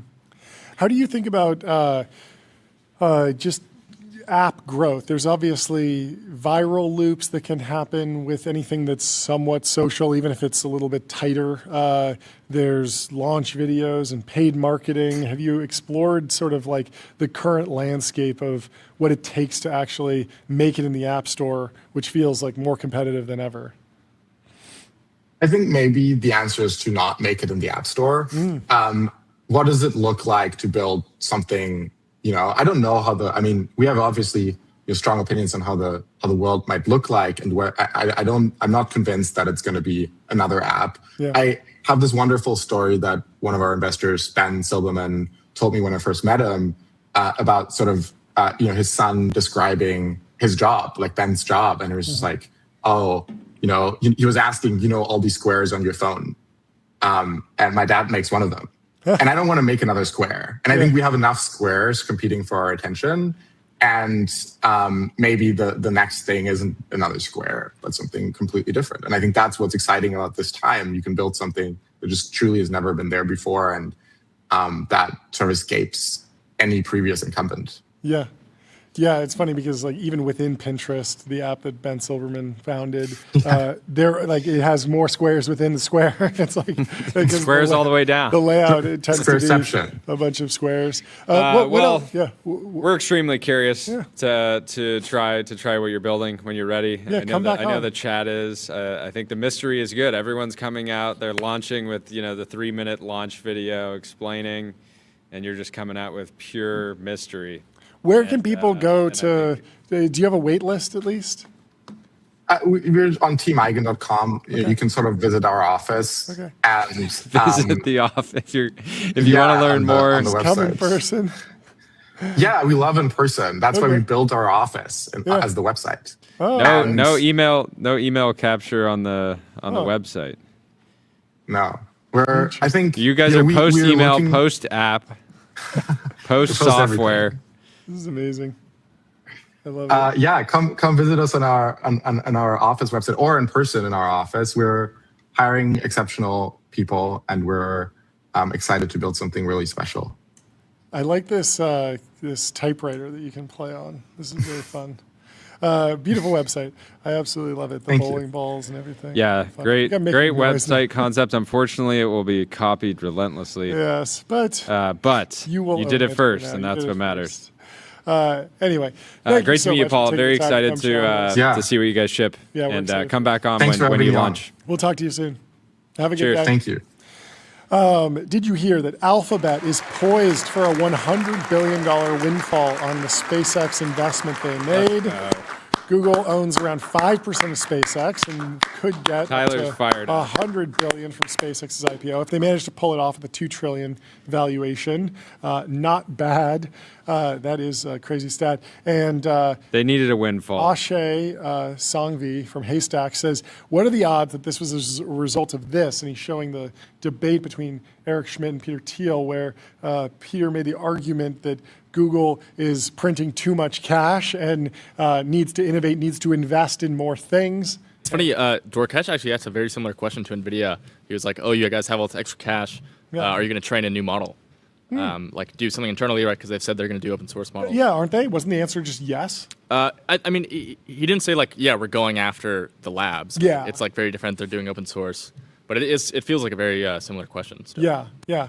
They're also doing self-driving cars at Nvidia, and obviously Google's been very successful with that.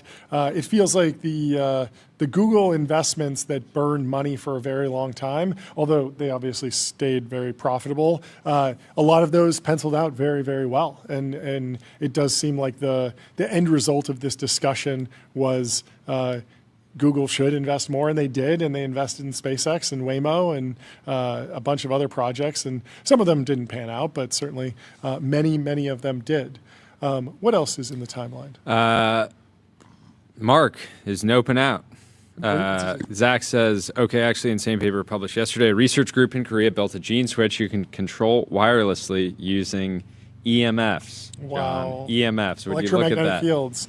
They expose mice to 60 hertz EMF, Yeah. same frequency as your wall outlet, using a pair of large coils that generate a uniform magnetic field around the animal for cyclic 3-day or 4-day off pulses. This showed that you could activate OSK to do epigenetic reprogramming in the progeroid in aged mice, extending lifespan and reversing aging markers across multiple tissues, conditionally switch on mutant amyloid genes only in aged mouse brains, letting them separate aging effects from amyloid to study AD biology in a way previous models couldn't. No drugs, no impacts, just a magnetic field from outside the body. That's pretty crazy. I'm close to taking a victory lap here, John. I'm very paranoid about EMFs, but this could be positive. There could be positive. There could be a positive outcome. Could be positive, It could but be we used have responsibly. We don't have. Anyway, what? Oh, we have our next guests. Yes, we have Here you go, John. James Morrissey and Kevin Hart. Welcome to the show, folks. There they How are. you guys doing? Gentlemen, what's going on? Guys? How are you? Welcome to the show. Thank you for taking Big the day. time. Big day. Thanks for having us. Big day. Would love to get. I think everyone knows Kevin Hart, but Well, I think everyone knows James. I was going to Yes. ask the opposite. I was going to say, Yeah, I was gonna say it's not about me here. I'm going to take a second and I'm going to highlight my guy. Okay. Yes, some may be familiar with the idea Yeah. of Kevin Hart, but in this space, man, it's more about my business. And business is great when you have great partners. So take a second to highlight my guy, man, James. James has done a phenomenal job with his company, with his own entity, and the idea of finding cool ways to create and develop partnerships with faces that are and can be more than just an ambassador, but more of a brand. He's done a great job, man. He's done a really good job of vetting out the space. And I'm lucky to have found someone with the mindset, the understanding to help me do the things that I want. So execution only happens when you have people that can do so. James is that. He's an executor. So give it to him. I'll take it back. How did you two meet? What were the first meetings like? Where did the meetings take place? Like, where did all this come from? We met about 5 years ago in the depths of COVID through mutual friends. We're in the space of building brands in joint venture with well-known individuals in entertainment, brands that they want to own, not just endorse. And we wanted to go into the tequila space for a long time. We liked the category. We thought it was very compelling, but the celebrity tequila space is completely oversaturated at the time. It was very noisy. We needed something really compelling to break through and to make it right for us. And when myself and Kev started talking during COVID, it became very clear very quickly that we matched each other's energy. Absolutely. In terms of understanding the responsibilities of being not just a face for the brand, but being a business partner. and the responsibilities of owning a brand and building one of these businesses for the long term. But I think you understood early on what my wants and not wants were. Like, the biggest, and I'll say the most important rule that I have, I'm never slapping my name on anything, right? If I can't embrace it or I can't do it on a daily and really have a authentic response to it and engage with it as if I engage with everything in my life, then I don't want to do it. So all of my partnerships across the board, whether it's ownership plays, equity plays, or ambassador-like roles, I truly am embedded and invested into the thing. Yeah. So with the wine and spirit space, having my own tequila, it was necessary because I said, look, I only drink tequila.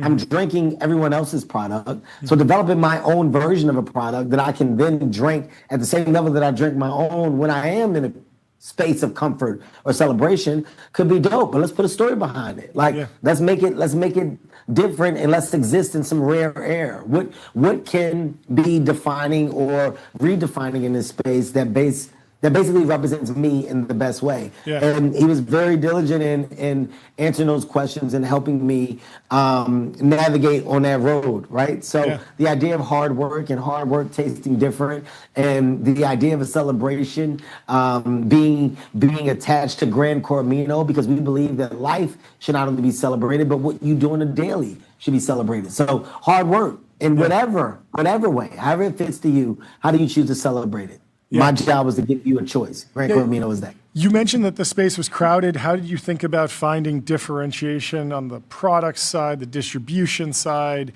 What really stuck out as like, okay, it is a complicated space, but there's a big opportunity here?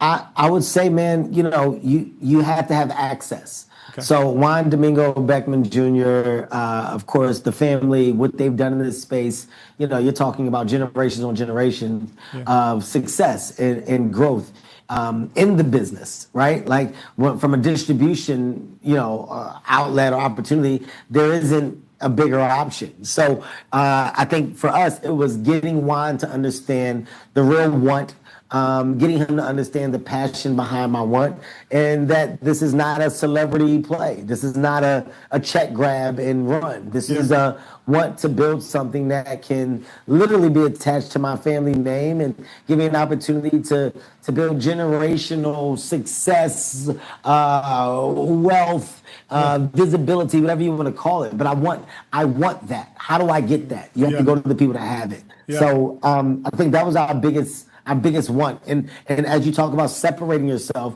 well, when you have that machine and that machine understands your real energy and those two things connect, well, you're already so much different from anything else in the space, right? Yeah. Like the space is crowded because people believe that, let's get a famous person and put the famous person's name on the bottle and just put the bottle on the shelf and it's your sell. Well, that's not true at all. Like, why did you make it? What's the story behind it? What do you care about? Do you really drink this? And if so, why? And how did you develop the liquid? What is your plan for a year, 2, 3, 4, 5? Like people really love a story, and if you have an authentic one, I find that people respond to it. So the years of operation and configuration as to what we want to do were the best parts of the business, because after the liquid came out, well, it wasn't a shock to us of why we were happy and why we loved it. We did the work. Yeah, we did the work.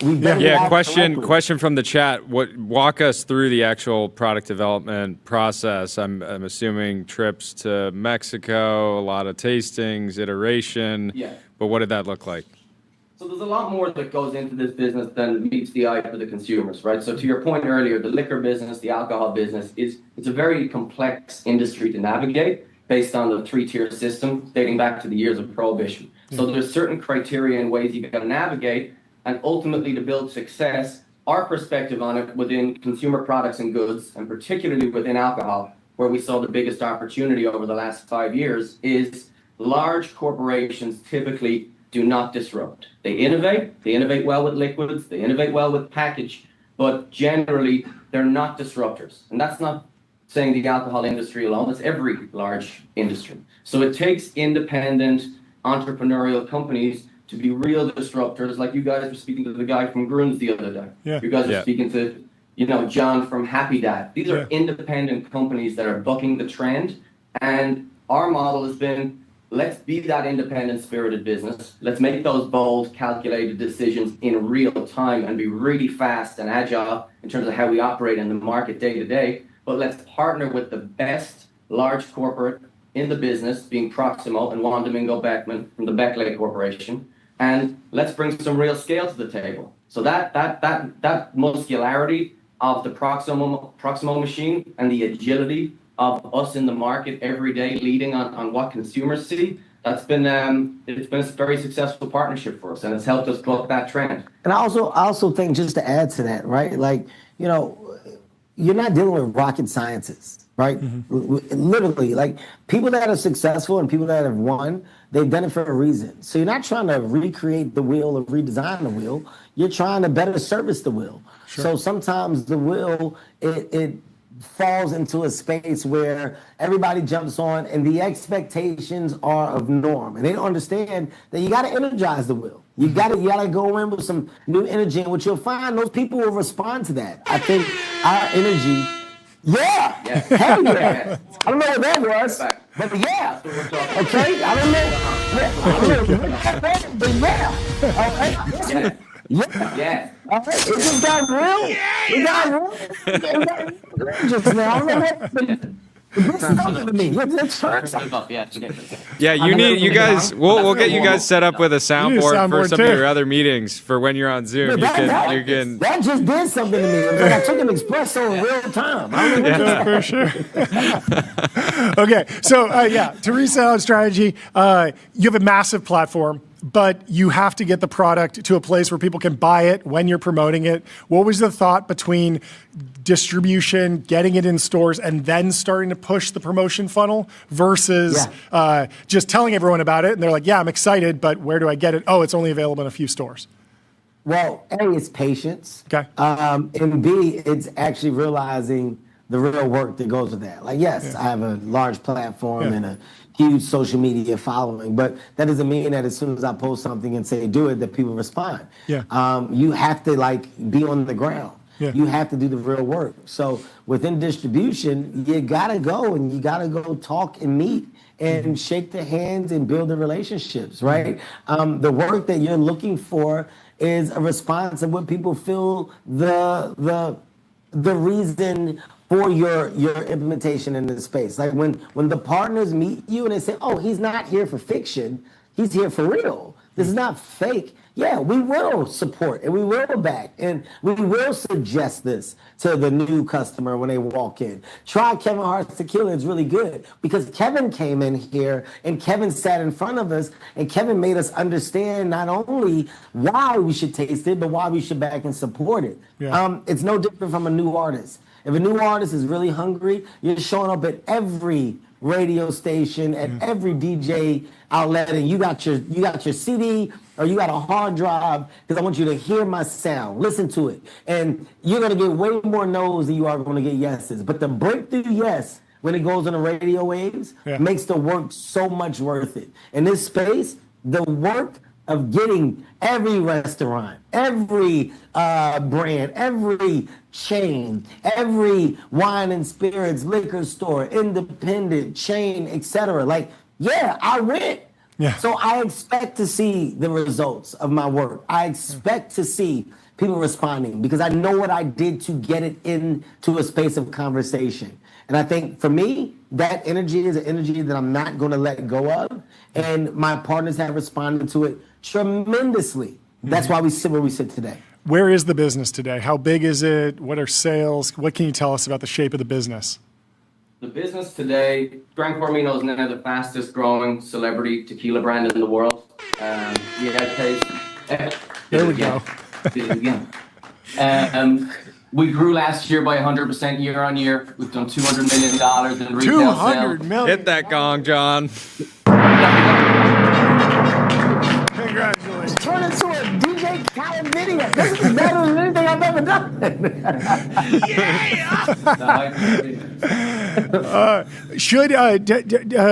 Zooming out, should every celebrity launch a product? Should every influencer have a product? What advice are you giving to other celebrities? Absolutely not. I Okay. would say that from a celebrity perspective, most celebrities should not create businesses that they want to own. The endorsement model is a good model for most celebrities, but for entertainers who truly have the understanding, the know-how, and the commitment to put in the work and prioritize said project over everything else outside of their day job, that's when it's compelling. And that was what was compelling in this partnership. Well, I don't even like the word celebrity when it's used and attached to me, because it's not what we underwhelming. Yes, it's underwhelming to what I really am, right? And I get it. I get what that is. Yeah. I get the star, celebrity, etc. It's not why we partner with each other. But as an entrepreneur, as a real business mind, as a real like worker that's not afraid to do, build, etc.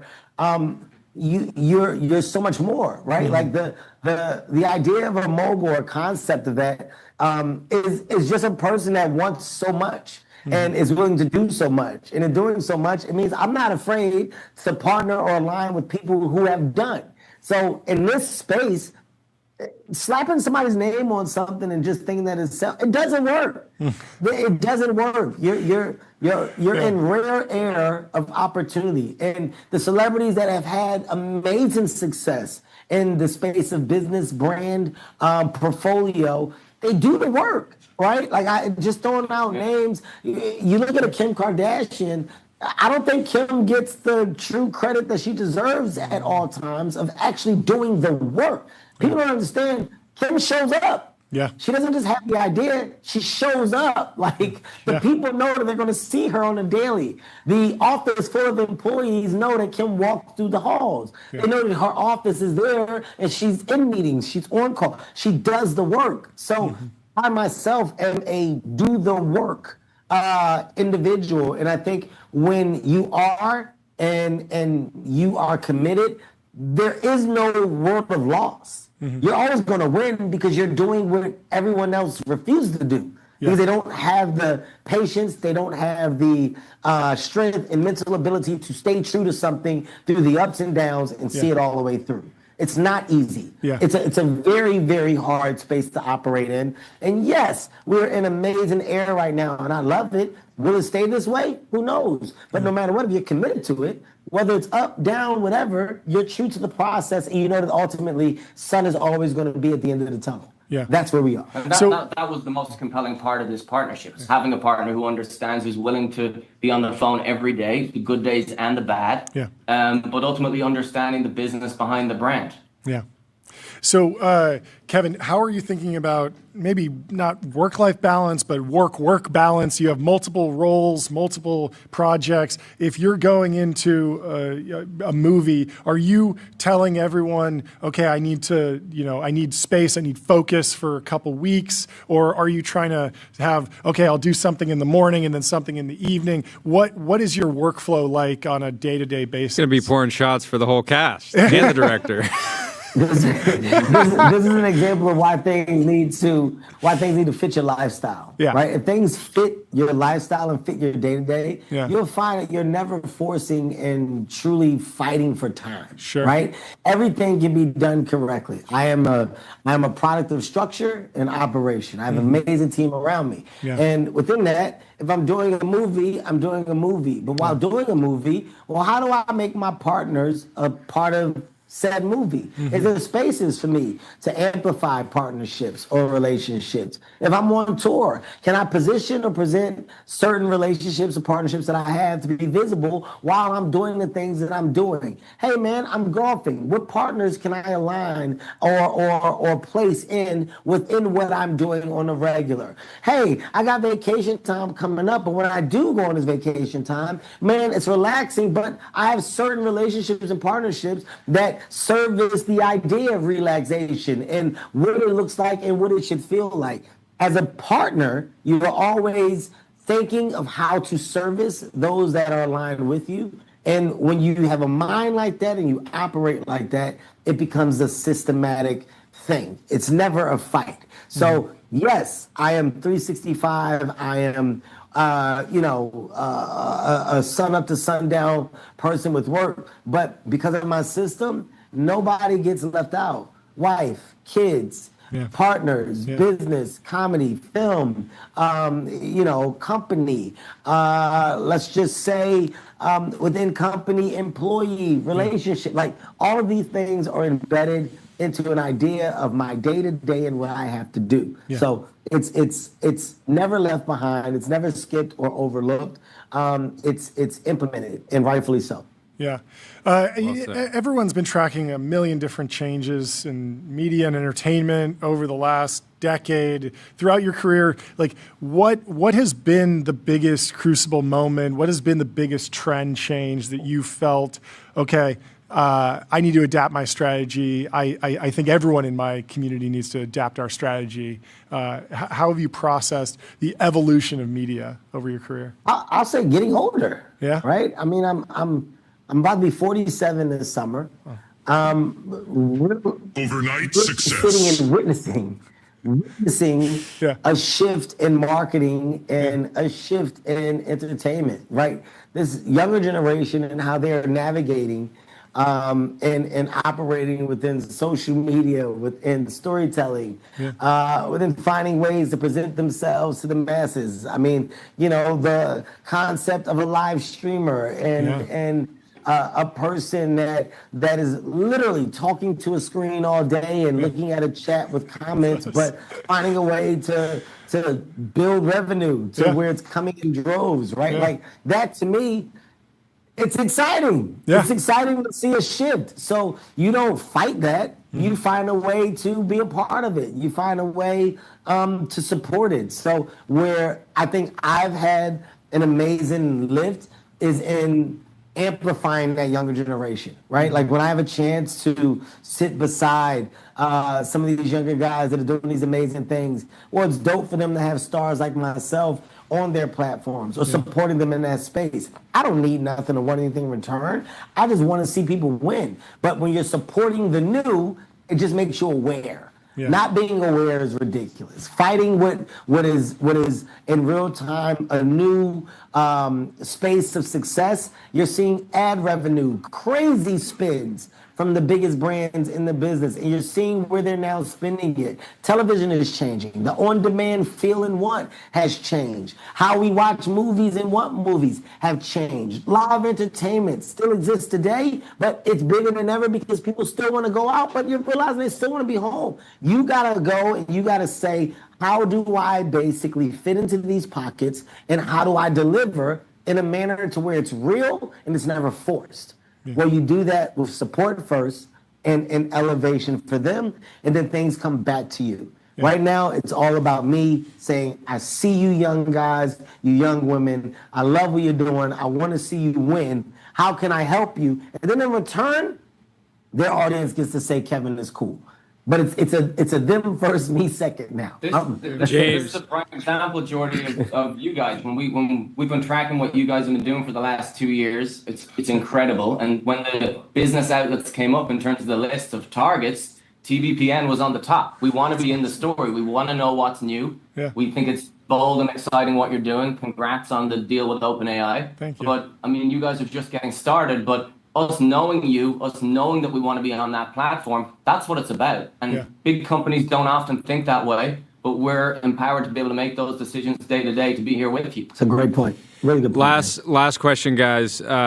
James, is there a competitive dynamic between some of your different partners? The chat is talking about your work with Post Malone and ASAP Rocky. I know all these guys are very competitive. Is there any kind of dynamic internally who can build the biggest brand?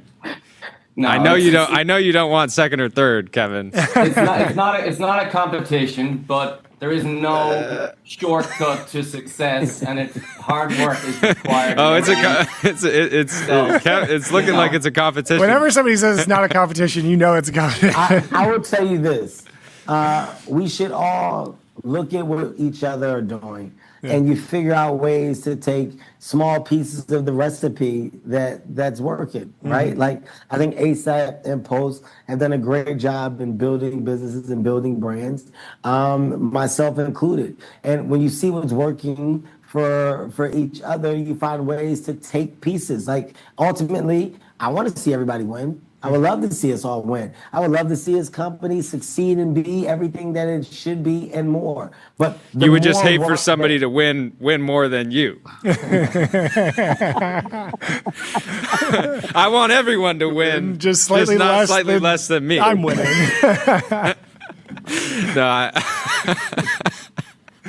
No, I love it, guys. We said we picked Hey, if I was a betting man, I'd be betting on you. I know your work ethic is going to be insane. I know while they're sleeping, you're going to be at every restaurant, every club, getting everybody on the program. So I'm excited to follow along, and thank you guys for sending. We will enjoy it this weekend. Yeah, the next time I'll be in the studio. I let's do it. The gong, and I want to get all the effects in real time, man. Yeah, I need to. Your energy is unbelievable, man. You guys deserve the hype. Here, scoot over a little bit there, so you can. Let's go. That's what I'm talking about. Thank you guys, man. Great to see you guys. Congrats. We'll talk to you soon. Again. Have a good day. Out of control. Fantastic response from the soundboard. Really working overtime. I love the soundboard.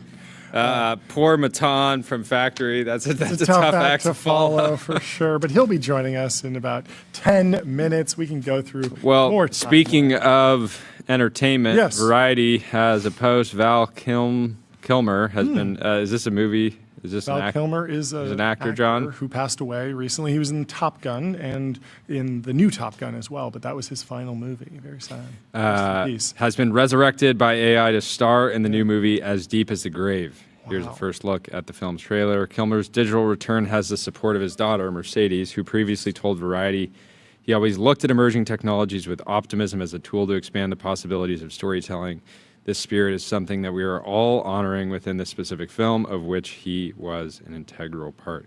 I'm curious, does this mean he was involved with it prior to his passing, or she's just saying? I mean, there's been a couple companies in Hollywood that have done facial capture, high-res digital scans, trying to capture as much performance data. But of course, there's just the raw training data of every movie and every shot that was recorded while they were on set. And a lot of those, even the outtakes are captured and saved, even if they don't make it to the final movie, the final cut of the movie. So this has always been an option. And then you imagine with the advance of models, you'll be able to train a really high quality output, even just on what's like out there in the final cut. You might not need special capture or special data. But this is a very interesting time. I imagine that there will be a ton of pushback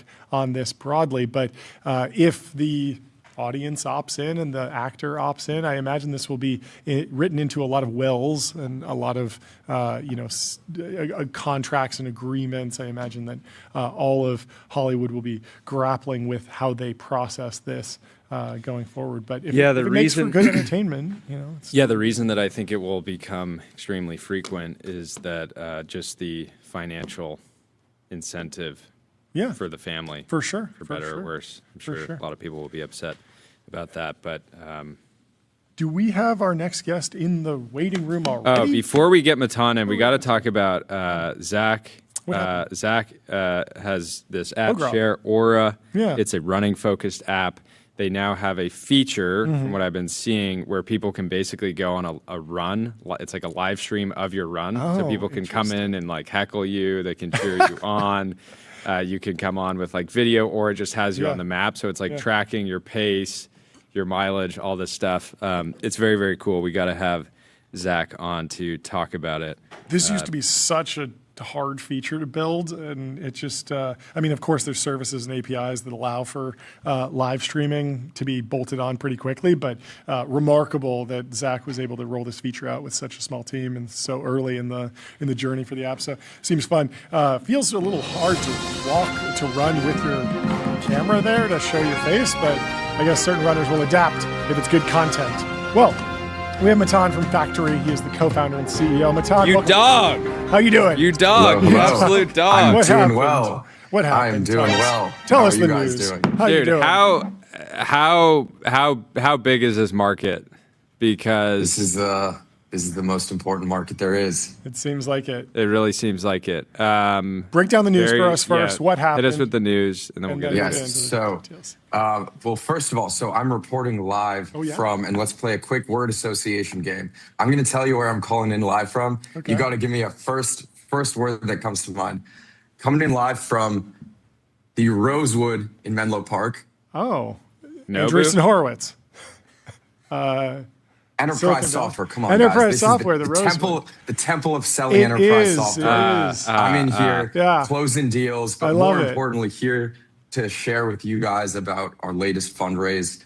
We raised $150 million from.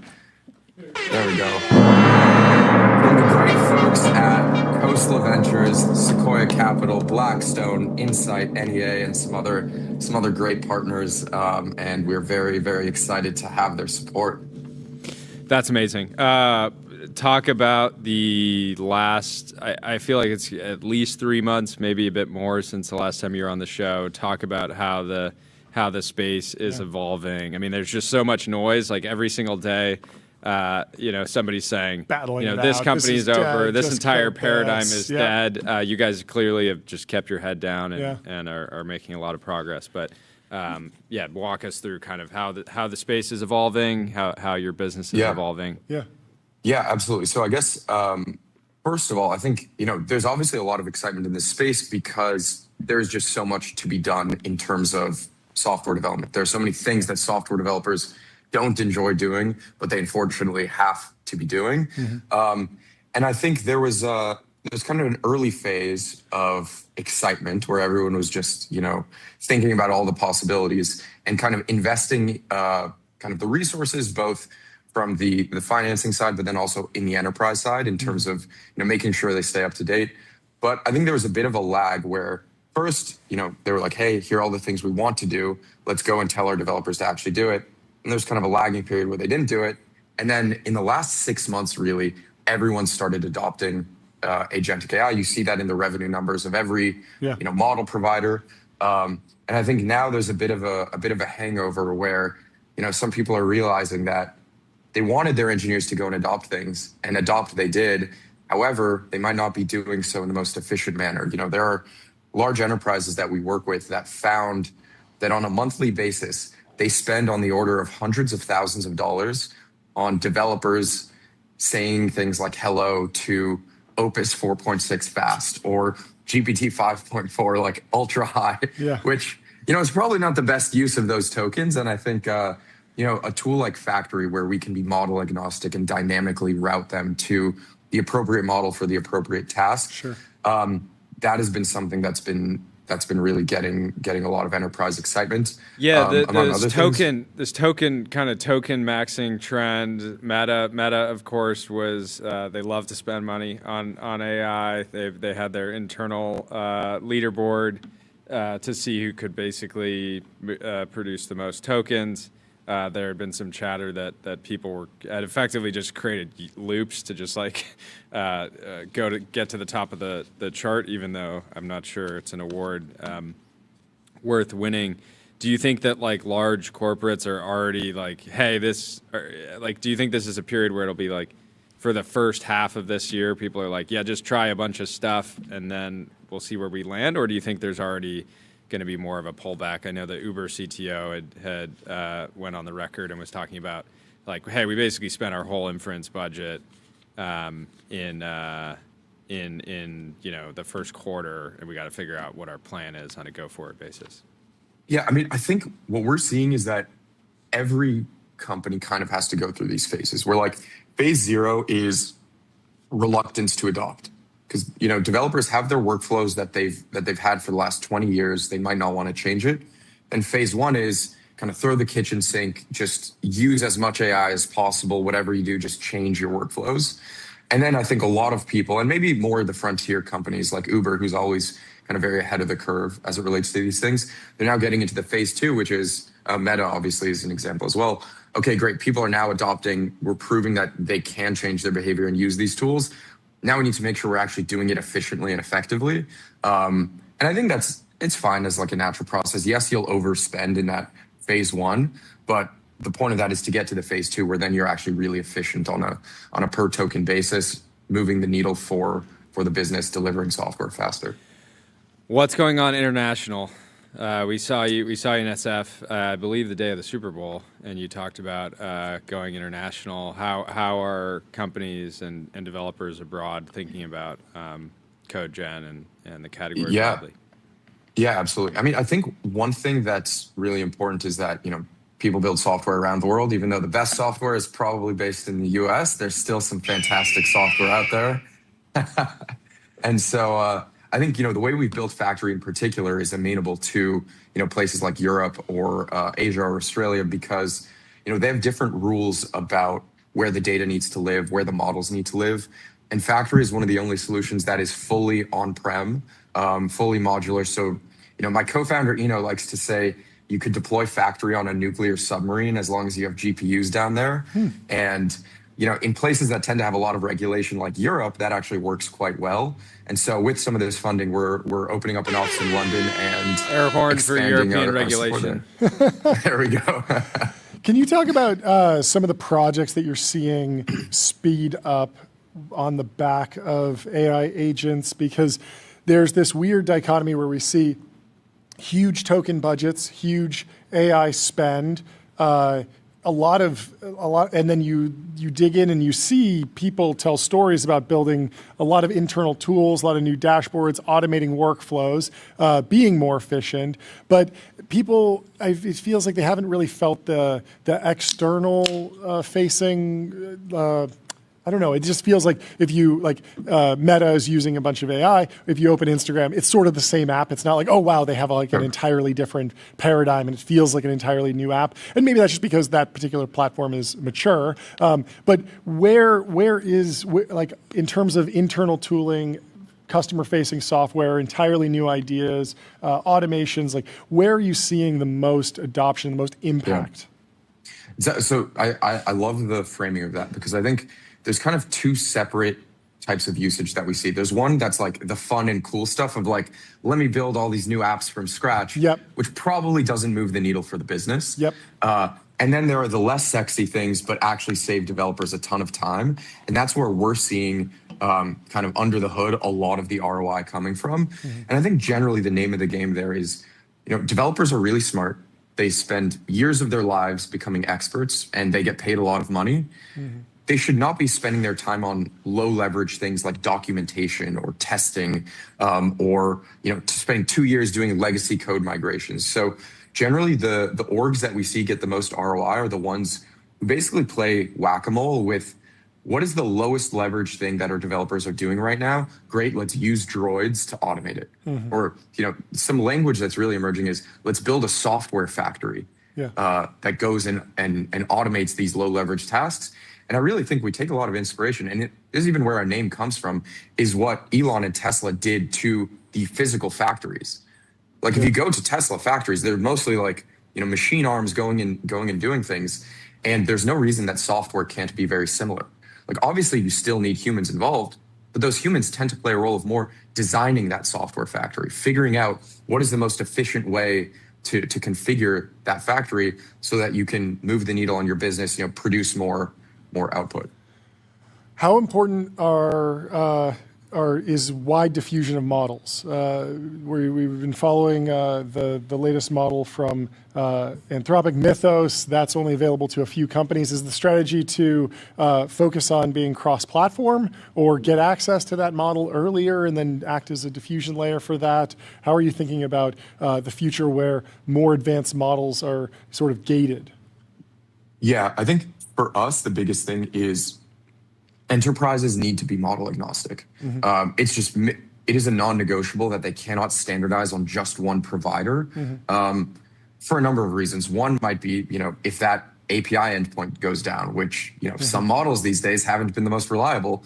And if you're a highly regulated industry and you get your developers to become agent native and start delegating tasks to these agents, and that endpoint is down, what are you going to do? Like, it's non-negotiable. And so being model agnostic for every serious enterprise is kind of table stakes. And for us, what we can do is make sure that we get those models, day zero that they're released, just so that they can stay at the frontier. Same with the open models, because also different models end up being good at different tasks. They're better at different languages, perhaps, and making sure that we kind of give the optionality to the enterprises to adjust accordingly is pretty important. How are you thinking about the forward deployed model? Is that more important now? I know that you have a very small team. It's 70 employees, probably growing very fast. But how much about enterprise adoption is actually spending time on site with the customer, answering questions, integrating deeply into these large enterprises? Yeah, the way we think about the deployed engineering is they should never be doing the same thing more than once. Because with the tool that we've built, if they've learned, hey, here's something that enterprises care about, we should be able to build that into the product very quickly. Like, our core competency is not providing services, but it's building product. And we treat our deploy team kind of as like the tip of the spear, where they're figuring out live, shoulder to shoulder with the enterprise engineers, what are the things that if we put into our product would allow them to become agent native faster. There's some news from Cursor today that they're teaming up with xAI to potentially train the next version of Composer. Are you thinking about training your own model at some point? Is that interesting to you? I think it's interesting at some point. I think it doesn't make sense right now because I don't think there is I don't think right now enterprises need another, open model that you fine tune. Sure. I think there's sufficiently good ones out there, and I think most of the alpha is actually on the research side as it relates to the agent itself. So, for example, Droid, which is our agent, ends up it's model agnostic, but it also outperforms all of the agents that are coming out of the model labs. And so, as an agent lab, most of the alpha on every incremental hour of our time is from the agent itself. And then we'll probably get to a point, where eventually maybe there's sufficient alpha in RLing a model for ourselves. But right now, every incremental hour on the agent ends up being very, very high ROI. So yeah, Jordy, anything else? No, great update. Congratulations. Great progress. Congrats we'll talk to you team. soon. Have Thanks a for great having me, guys. Cheers. Thanks for hopping on. Goodbye. And up next we have Akhil from Ulysses. He's the co-founder and CEO. How you doing? Hey, fellas. Good to be here. Look at that. Have you. Look at that beautiful drone. Massive day today. Kick us off with the announcement. What happened today?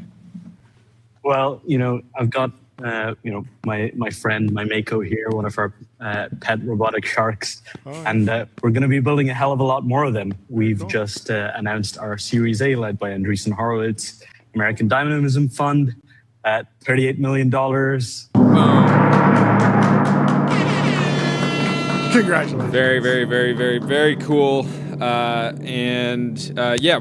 don't you give? What have the last 6 months been like? Will's been on the show before. This is your first time, but kind of walk us through what you guys have been focused on, what the opportunities are, and what the future looks like.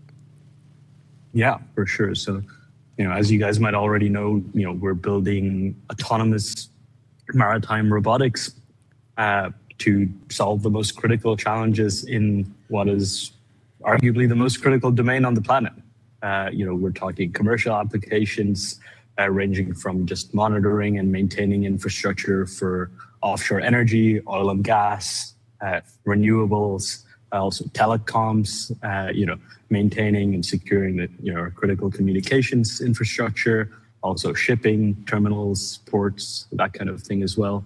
And then as we recently started doing a lot of work in the defense space as well, taking our commercially available and deployed robots, like this Mako behind me that's been on probably a dozen missions for various commercial customers till date, and taking the exact same technology and helping to fill capability gaps for allied forces. You look at shipbuilding, where China is ahead of the US by 200 times or something like that. Unmanned underwater vehicles, the gap isn't that big. It's a gap that can be easily closed. We're the ones closing it. And it's the underwater domain where most of the work happens. It's where all the infrastructure is. It's where all of the communications is. And it's a place where we have a chance to deliver an asymmetric advantage. And over the last 6 months, we've been hard at work taking our commercial tech and bringing it in front of allied forces to get it in the water with them.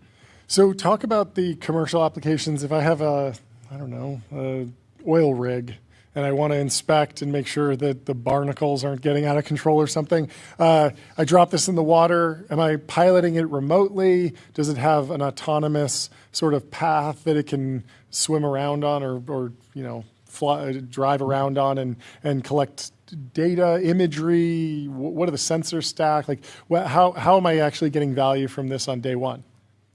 So that's the beauty of the product. It's modular, which means that you can put, it's made up of all these sections. You can change the thruster configuration. You can put different sensors on. You can take other sensors off. So it depends on what you want. Are you trying to do a magnetic analysis of your structure? We have a magnetometer payload. Are you trying to just see what's there? We've got cameras like we have right here. Are you trying to see through really dark and murky water in really wide areas? Then we have a variety of acoustic mapping, sonar payloads, and things like that. And so then in terms of, can it work autonomously? Can you remote control it? Well, you can do both. That's the fun of it. You could have it, just drop it in the water with a pre-programmed path and be like, hey, go and search this wide area or, scan all these pylons supporting my rig. Come back, pull the data off and have a look. And then you might see something interesting. You might see something, I want to take a closer look. But then you can connect a cable, live stream the data, and drive it down yourself. And then you can look at it.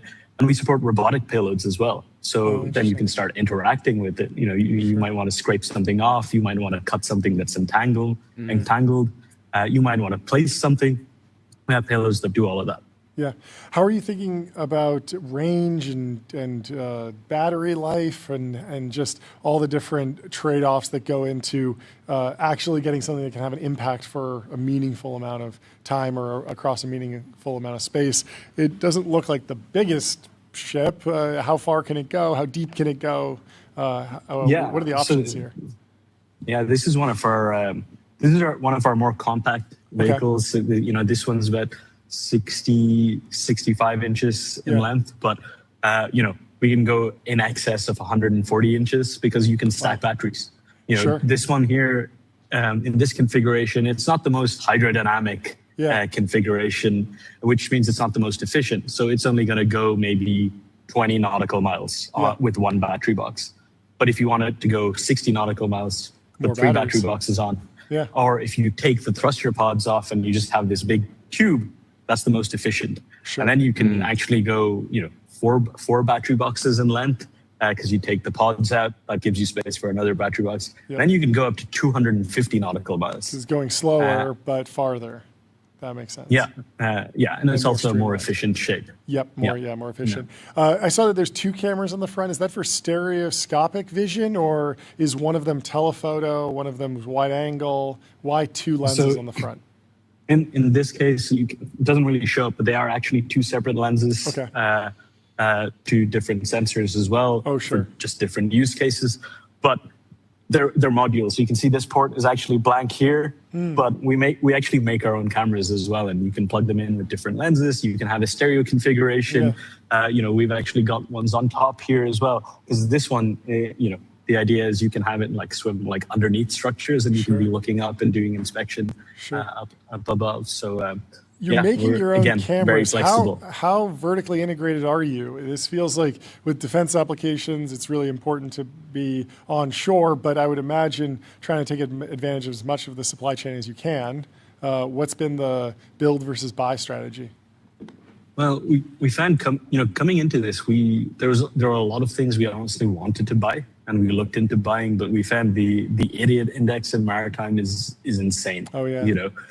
What is the idiot index again? Can you break that metric down? Yeah, that's the metric that Musk came up with, where what's the ratio of the cost of the raw materials in a part? That's right. Versus what you're actually paying for it. Yep. And there's been sensors and motors and other parts that we get in, we take them apart. We're like, why are we paying $150,000 for this thing? It's got a microcontroller in here worth $10, some networking and power switches, and it's not even okay, this is really new, really advanced technology, and they need to amortize the development costs. It's like we're buying a sensor that's 20 years old. Yep. Why are we still paying this much for it? Yep. And the thing is, the tech and the knowledge and the fundamentals have been publicly available for a long time for a lot of the stuff that we're bringing in house. So, for us, it's if you look at the maritime industry, it's been the same for centuries. You want to do something big and important, you get a big ship, lots of expensive equipment, and you're really CapEx and OpEx heavy, right? But that's not the case anymore in space, in the air, on land. We want to bring that moment to the ocean as well. And what that's necessitated is a ton of vertical integration. All the metal that you see on this, all our pressure vessels, they're machined in the machines just over there. Wow. All the internal brackets and mounts, everything also machined on those same machine. The plastic fairings and propellers and everything 3D printed on the 3D printers over there. All the internal printed circuit boards with all the electronics.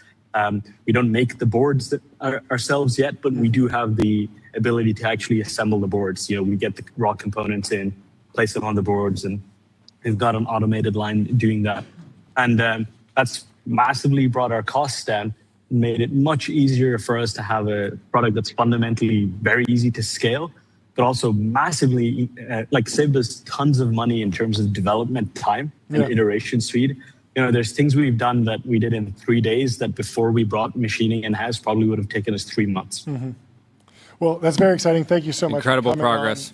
And breaking it down for us. Have a great rest of your day. Great update. Congrats to the whole team. Yeah, we'll talk to you Thanks soon. for having me on. Goodbye.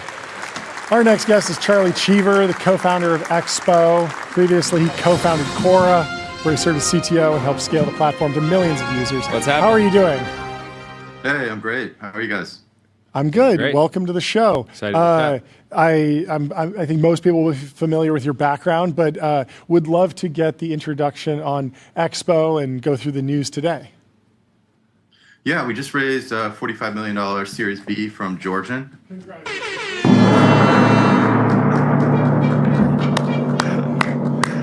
And what's the shape of the company now? What's the plan? Yeah, we're about 62 people right now, and we're all over the world. We've got great people everywhere, and the plan is just that we've got a ton of stuff to do, and this will just let us do it. Mm-hmm. What's basically happened over the last year or so is that Expo's sort of become the best way to make apps with AI, and so we've just gotten really popular. Yeah.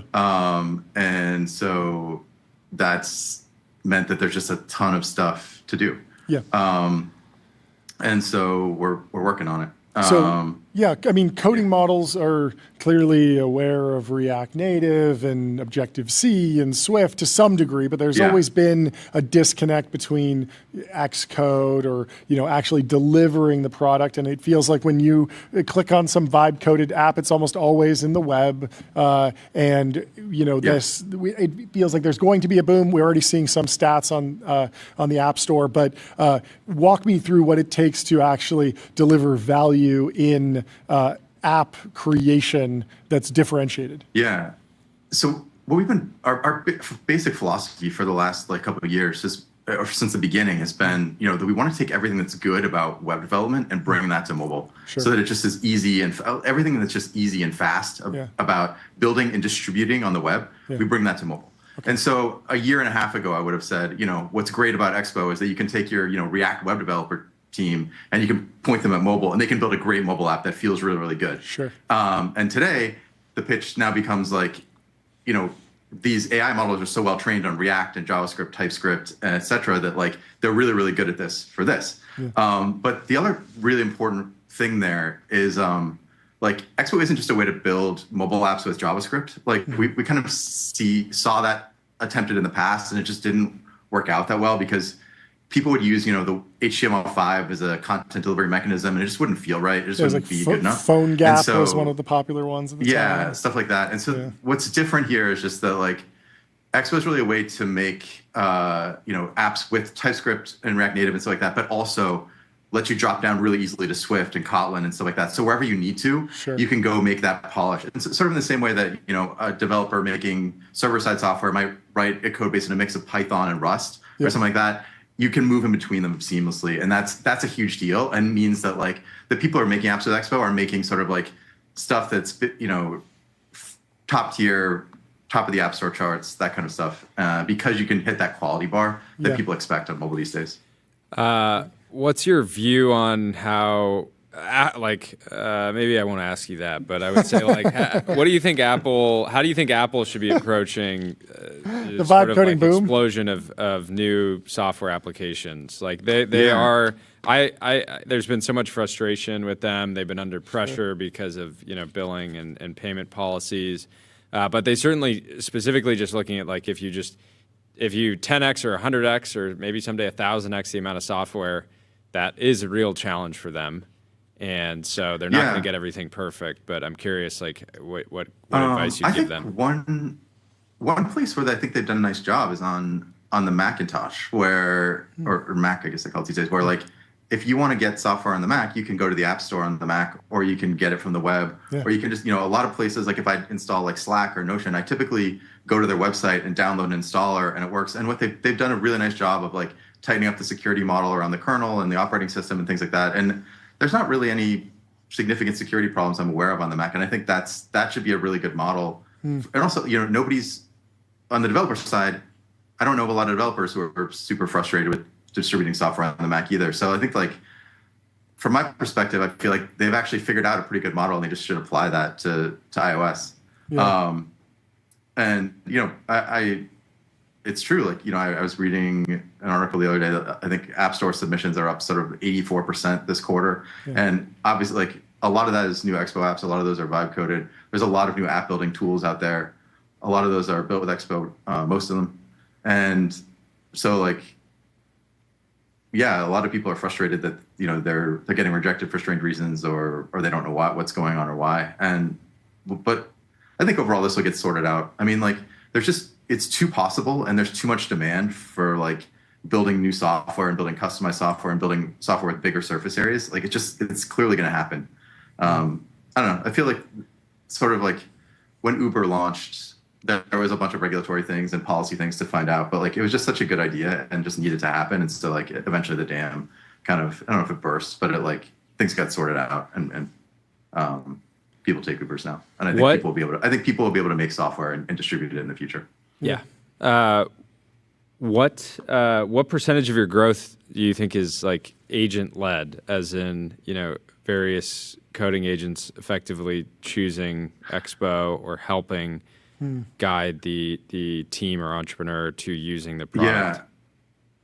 I think it's still word of mouth. Like when people make a decision big enough to sort of pick your stack that you're going to build your mobile app on, they're probably going to be stuck with for a bunch of years. And for a lot of companies, it decides their business. They're not going to use one thing to decide that. Mm-hmm. So I think that like it's a combination of word of mouth, which is the strongest thing. Like the story that we hear over and over again is sort of like, oh, our company needed to build a new mobile app because we had this older thing that just wasn't cutting it anymore. Someone on our team came in on a Monday morning with a prototype that already had 6 screens built and felt really great. And the CEO was really impressed. And so we just kept going with that. Mm-hmm. But a lot of times that person found out about it because an AI told them about Expo, or they just asked an AI, hey, how can I build a mobile app prototype really quickly? And it directs them to it. Mm-hmm. Or they also find out about, like, YouTube is a huge referrer for us. Like there's a lot of great content out there. Yeah. Is the story about Facebook writing a compiler from PHP to C++ apocryphal, or is that roughly correct? I believe that's correct. This guy Haiping Zhao made something called like the PHP hip hop compiler, and they're actually kind of doing some, like, one thing that's really relevant to Expo is for React Native. They built this custom JavaScript virtual machine called Hermes, and they're actually working on something called static Hermes, which will ahead of time compile TypeScript and JavaScript to native code. And so you'll be able to take, any React Native app, if assuming this project completes, which it hasn't yet, but hopefully will soon, you'll be able to take any part of your, JavaScript driven app and convert it into native code seamlessly and have that, if you want to speed up that part at the cost of a more brittle, bigger binary, you'll be able to choose that. Yeah, so that's exactly where I was going with it. We're moving up these like levels of abstraction. You say that you think people will be able to build apps and develop software in the future. Do you have a view on sort of like real-time UI, instantiating things at runtime, and whether or not Apple embraces that? It feels like that's something that could be coming with artifacts that are generated on the fly based on a query. Doesn't make sense for every app, but does that seem like something that might happen in the future? Yeah, I mean, basically every big app that like does something like this. Like even if you just think about something that you think of as kind of basic, like Yelp.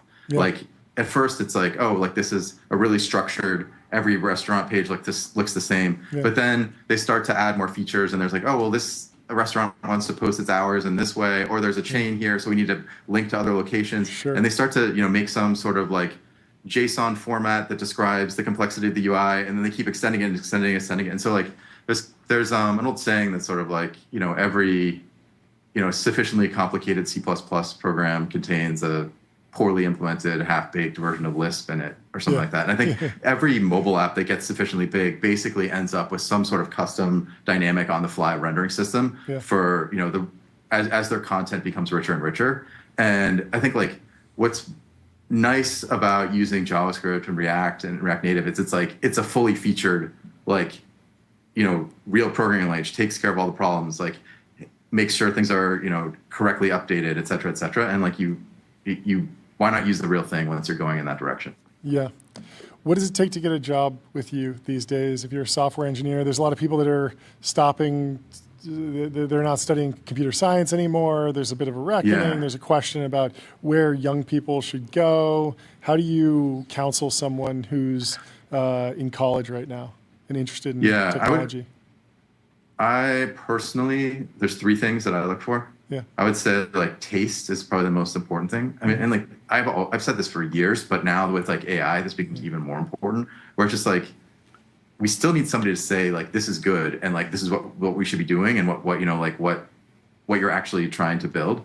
And that's really hard to replace. It's rare to have someone with really, really good taste.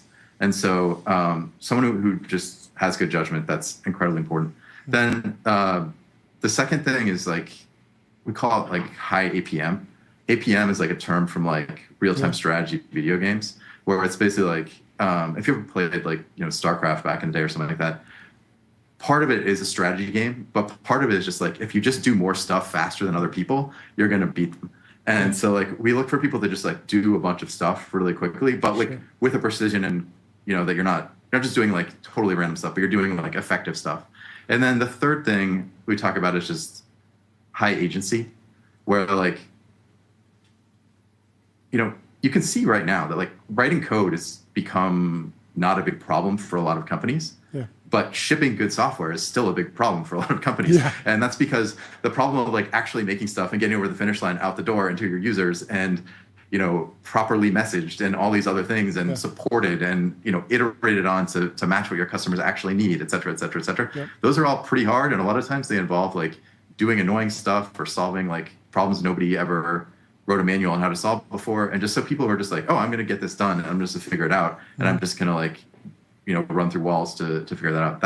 That's always really important, I think, in it, whether it be a coding engineering context or any other role at a company. I think that's super important. Yeah. It's great. I like it a lot. Jordy, anything else? No, this was great. Yeah, thank you so much, and congratulations on the round and the progress. Very excited. Have a great day. Thanks. Great to meet you, Charlie. We'll talk to you soon. Our next guest is Victor from Slash. I take it back. I did have one more question, but it's too late. The question was going to be around payments. Oh, yeah. Like, this feels like something they would build in, helping you bring your product to the App Store. The App Store now has more flexibility around payments, but I'll save that one for the next time. For the next appearance. Well, let's bring in Victor from Slash. He's the co-founder and CEO. Victor, how are you doing? What's going on? I'm doing great. Thanks for having me on. Long time watcher of the show. First time being here. So I know. Long overdue. Long overdue. You guys have been probably 100x'd since we started the show. Yeah. So better late than ever. But for those who don't know, introduce yourself and the company first, and then we'll get into questions. Of course.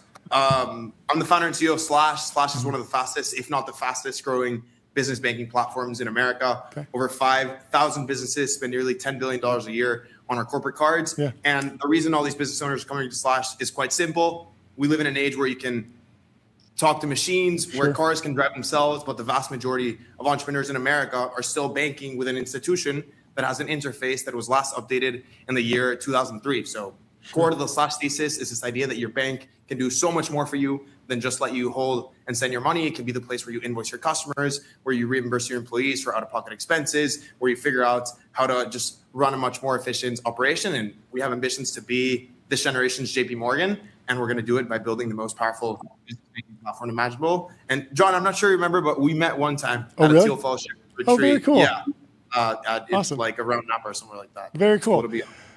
So yeah, what is the go-to-market strategy? Obviously, it's a crowded space. Do you want to go bottoms up, top down, startups, enterprises, somewhere in between, SMBs, Silicon Valley darlings, or Main Street everyday companies? Totally. I would say a very underappreciated fact is that fintech is very underpenetrated in the US. The vast majority of businesses in the US still bank and spend with a legacy financial institution. Less than 5% of American businesses work with a fintech company like Slash or others. And so there's a lot of market up for grabs. The crux of the Slash thesis is that business owners deserve banking products hyper-tailored to the needs of their specific industries. So I would say we work with companies that have a very small amount of employees. We work with very large companies, but usually it's very sector focused. So we figure out how do we deliver a ton of value for a business in one segment, and we really tune out the rest of the markets. And in terms of actually getting those customers on the platform, is it some sort of like magical demo that is AI enhanced that wows them, or is it just gumshoe, getting to know folks and reassuring them that this will be just a reliable banking platform for them? Yeah, I mean, banking is a very relationships-driven industry. All else being equal, people prefer to bank and spend with an institution that they have a great relationship with. And so the crux of our go-to-market is depends on building amazing referral flywheels. So part of this vertical by vertical strategy exists because we have a phenomenal product that works on a vertical by vertical basis, but also because once we penetrate and acquire a few customers in one particular sector, willingness to refer is quite high because we deliver very strongly on customer support and on just going above and beyond. Yeah. How are you thinking about integrating AI tools, AI agents, AI chief of staff, anything that can help a business owner understand their spend, understand their business, actually manage their finances better? Absolutely. The future of software, generally speaking, is moving away from click and drag UI and towards just textual interfaces, natural language. Right now, today, we actually announced our AI agent. It's called Twin.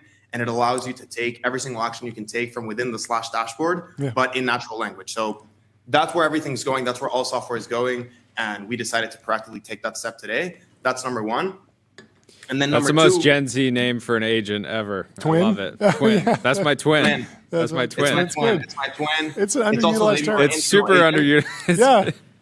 And the really cool thing digital twins were a thing. Yeah. Yeah. Is it can buy things on your behalf because we're the issuer of the card you use to place all your expenses. Your employees can actually go out and tell, hey, Twin, make this DoorDash order for me. Place this order on Instacart. And I think that's a super, super powerful thing, an agent that can actually go out and make purchases on the internet on your behalf.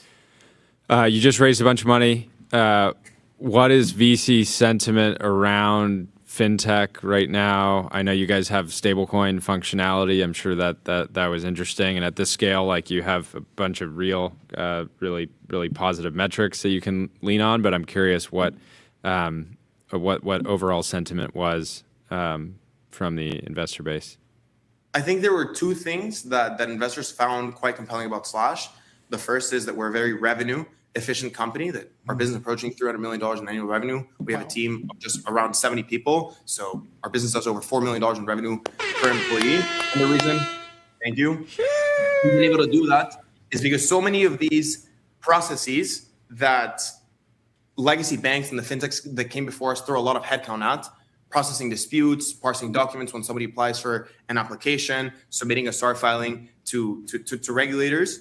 We've agents automated away. So Slash's leanness and this differentiation of we're building this backend AI operating system was super attractive to investors. And then the other thing that's super interesting to investors is we're living in a super interesting time in fintech history where for the first time ever, an American fintech company can serve businesses all over the world. It used to be the case that if you were a fintech company and you wanted to expand internationally, you had to get licensed on a jurisdiction by jurisdiction basis. But now stablecoins are this enabling force that allows you to deliver USD banking products to businesses all over the world. So a lot of this funding is going to go towards making Slash this global product and bringing the caliber of product we've given to American entrepreneurs, but to business owners all over the world as well.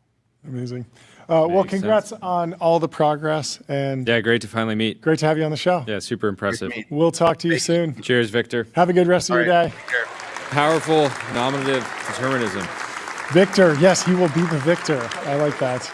Well, our next guest is Theodor Marcu from Cognition. He's the head of product growth. Theodor, how are you doing? Hey guys, how's it going? It's good. Good to see you. It's great. Obviously, everyone here on the show is familiar with Cognition, the makers of Devon. But take us through sort of how you're positioning the company, the updates, and any big announcements we should be aware of. Of course, yeah. Thank you again for having me. This is a very exciting day. So yesterday we had a huge moment for the company that I think a lot of us are very excited about. We had the biggest launch since the acquisition of Windsurf last July. This is something that the team has been looking forward to a lot. We launched Windsurf 2.0, which did two big things. It brought Devon to Windsurf.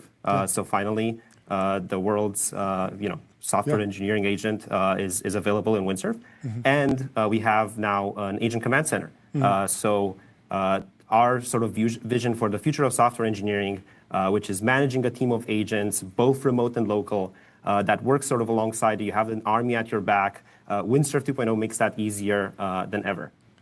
Got it. So what goes into an agent command center to make it effective? We were talking about Gastown and having different agents for different tasks. I think the buzzword is like orchestrators. There's a various amount of open source projects, and sort of the idea of orchestration is percolating in the AI industry. How do you think about educating customers and enterprises about why they should be using an interface to manage agents instead of just having a bunch of different terminals open? Yeah, so first of all, this is something that I think, frankly, arose as a need internally and at Cognition. What we're seeing is some of the best engineers here are, and we think this is sort of where the future is going, the best engineers are using local agents, and they are planning their tasks, they're going very deep into the code base, architecting systems, coming up with a plan, and then they're handing those off to cloud agents. And when we launched Cognition, Scott and Walden and Steven and a few other folks had this they saw into the future, and they saw that cloud agents were going to be the future. But we also saw that engineers are sort of around, and they are working very closely with their code, and they want to make there's sort of like golden age of engineering where you can sort of go very deep into what you're excited about, and then hand out after cloud agents. So with Windsurf 2.0, the bottom line is that, and what we're telling a lot of our customers with the command center is that you get to have this overview of your agents so that you can your limits on your attentions are no longer there, because as you're working with dozens of agents at a time and you switch context, it gets really hard. So we actually were very intentional, and we built this Kanban view. Sort of anyone that's familiar with project management has seen a Kanban view before, where you can see all your agents working on different projects at a time. And then you can sort of like switch in between them and quickly check on them, and then spawn or create new sessions when you need to. And then those sessions are actually grouped into spaces, which is sort of this way that we built to made it easier for agents to share context and also share state together. So from our perspective, what goes into a great command center is just making it very easy for a single engineer to work with a team of agents and have sort of like this like army at their back. For big enterprises, they have so much different development work to do. What is the most low-hanging fruit? Like if you're talking to a customer who wants to get spun up with windsurf and cognition and Devin, are you trying to understand their backlog, the hairiest tasks, the most miserable? Are you trying to get them excited about greenfield projects and new dashboards and automated workflows? Are you trying to get in the hands of their best engineers, their youngest engineers? Like, what is the greatest foothold for you right now? Yeah, that's a great question. I think that is something that has been evolving ever since the beginning of Cognition. I think early on with Devin, what we found was that we would go in and talk about all these sort of very specific use cases that we'd find inside companies, whether it's migrations, whether it's building internal tooling, whether it's these sort of like big backlog projects that they've been wanting to work on. I think more recently, like as models have been getting better, and as our agent harness has been getting better and better, what we're finding is that there's a lot of, frankly, everyone can use a software engineering agent, and the universe of possibilities has expanded greatly. And I was talking about how you can start working locally, and there's this sort of like the way I think about it is there's this golden age of engineering where like the best engineers in the world can do more, and they can offload their tasks, and not just the best engineers, frankly, everyone can offload the tasks that they don't want to spend as much time on to agents in the cloud that can sort of like handle them sort of very quickly, or over many minutes or long hours, and then they can sort of like stay in control and work on the things that they care most about and the hardest problems that are most exciting to them. So Scott always uses this sort of like this idea of you're going from being a bricklayer to an architect. And I think a lot of what we're seeing a lot of our customers is that entire teams and individuals on those teams are moving from being bricklayers or sort of like writers to architects or directors, where they're sort of like managing an orchestra of agents. Sure. Yeah, that makes sense. Jordy was asking this question earlier about just model agnosticism, how valuable, like do you see demand from customers and companies for wanting to switch between model providers, use open source for things? Like how much is using the right tool for the job, understanding the Pareto frontier, and not blowing up your budget in 1 month if you're token maxing?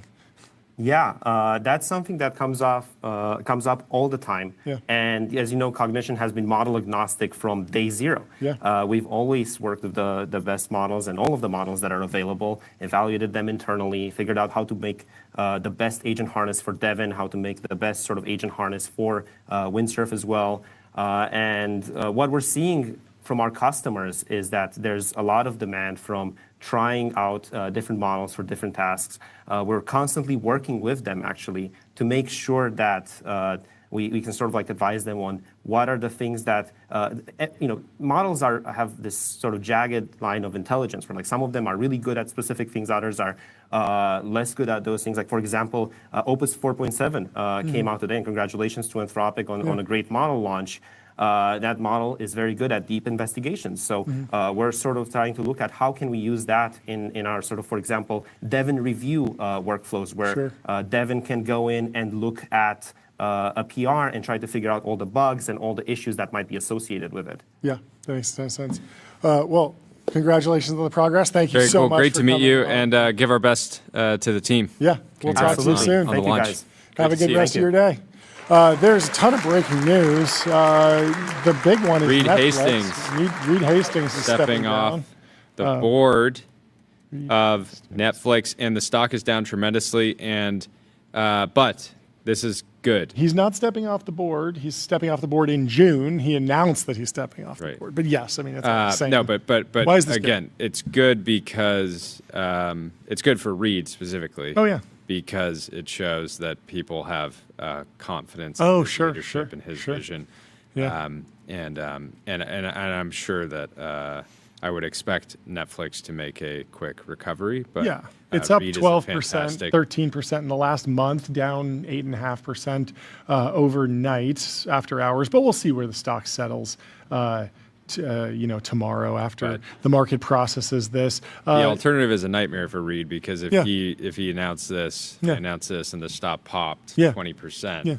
He was, handicapping the company. Yeah, and I mean, the flip side is that Ted Sarandos, it seems like he put on a masterclass over the last 6 months with the Paramount negotiations, not getting over his skis. The shareholders wound up really liking how that all penciled out. And so it seems like the company's in good hands, and all of the different strengths that Netflix has continue to show across advertising and subscriptions. And while they've kept the big headline with Netflix is that they've kept their content budget essentially flat or slightly growing while they've grown subscriptions and revenue and top line very precipitously and very consistently, even at a time where they haven't needed to invest exponentially more money in content. Obviously, they spend a fortune on it, but it's not growing as fast as their revenue is growing, so their profits are growing, which is good news.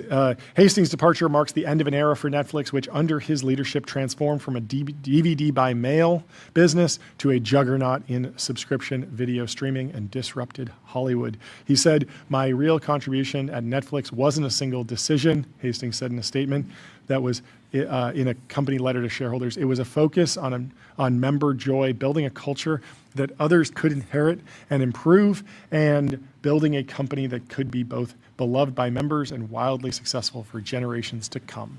Well, we wish him the best on his next chapter, whatever he winds up doing. What an absolute run. Well, Jordy, is there anything else we should talk about? TSMC, of course, has earnings. We can cover those later.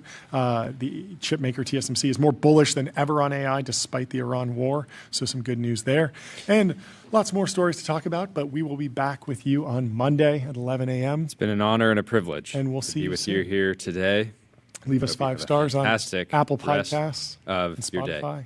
Sign up for our newsletter at tbpn.com. Goodbye. Throwing flashbang. Throwing flashbang. Love Goodbye. You.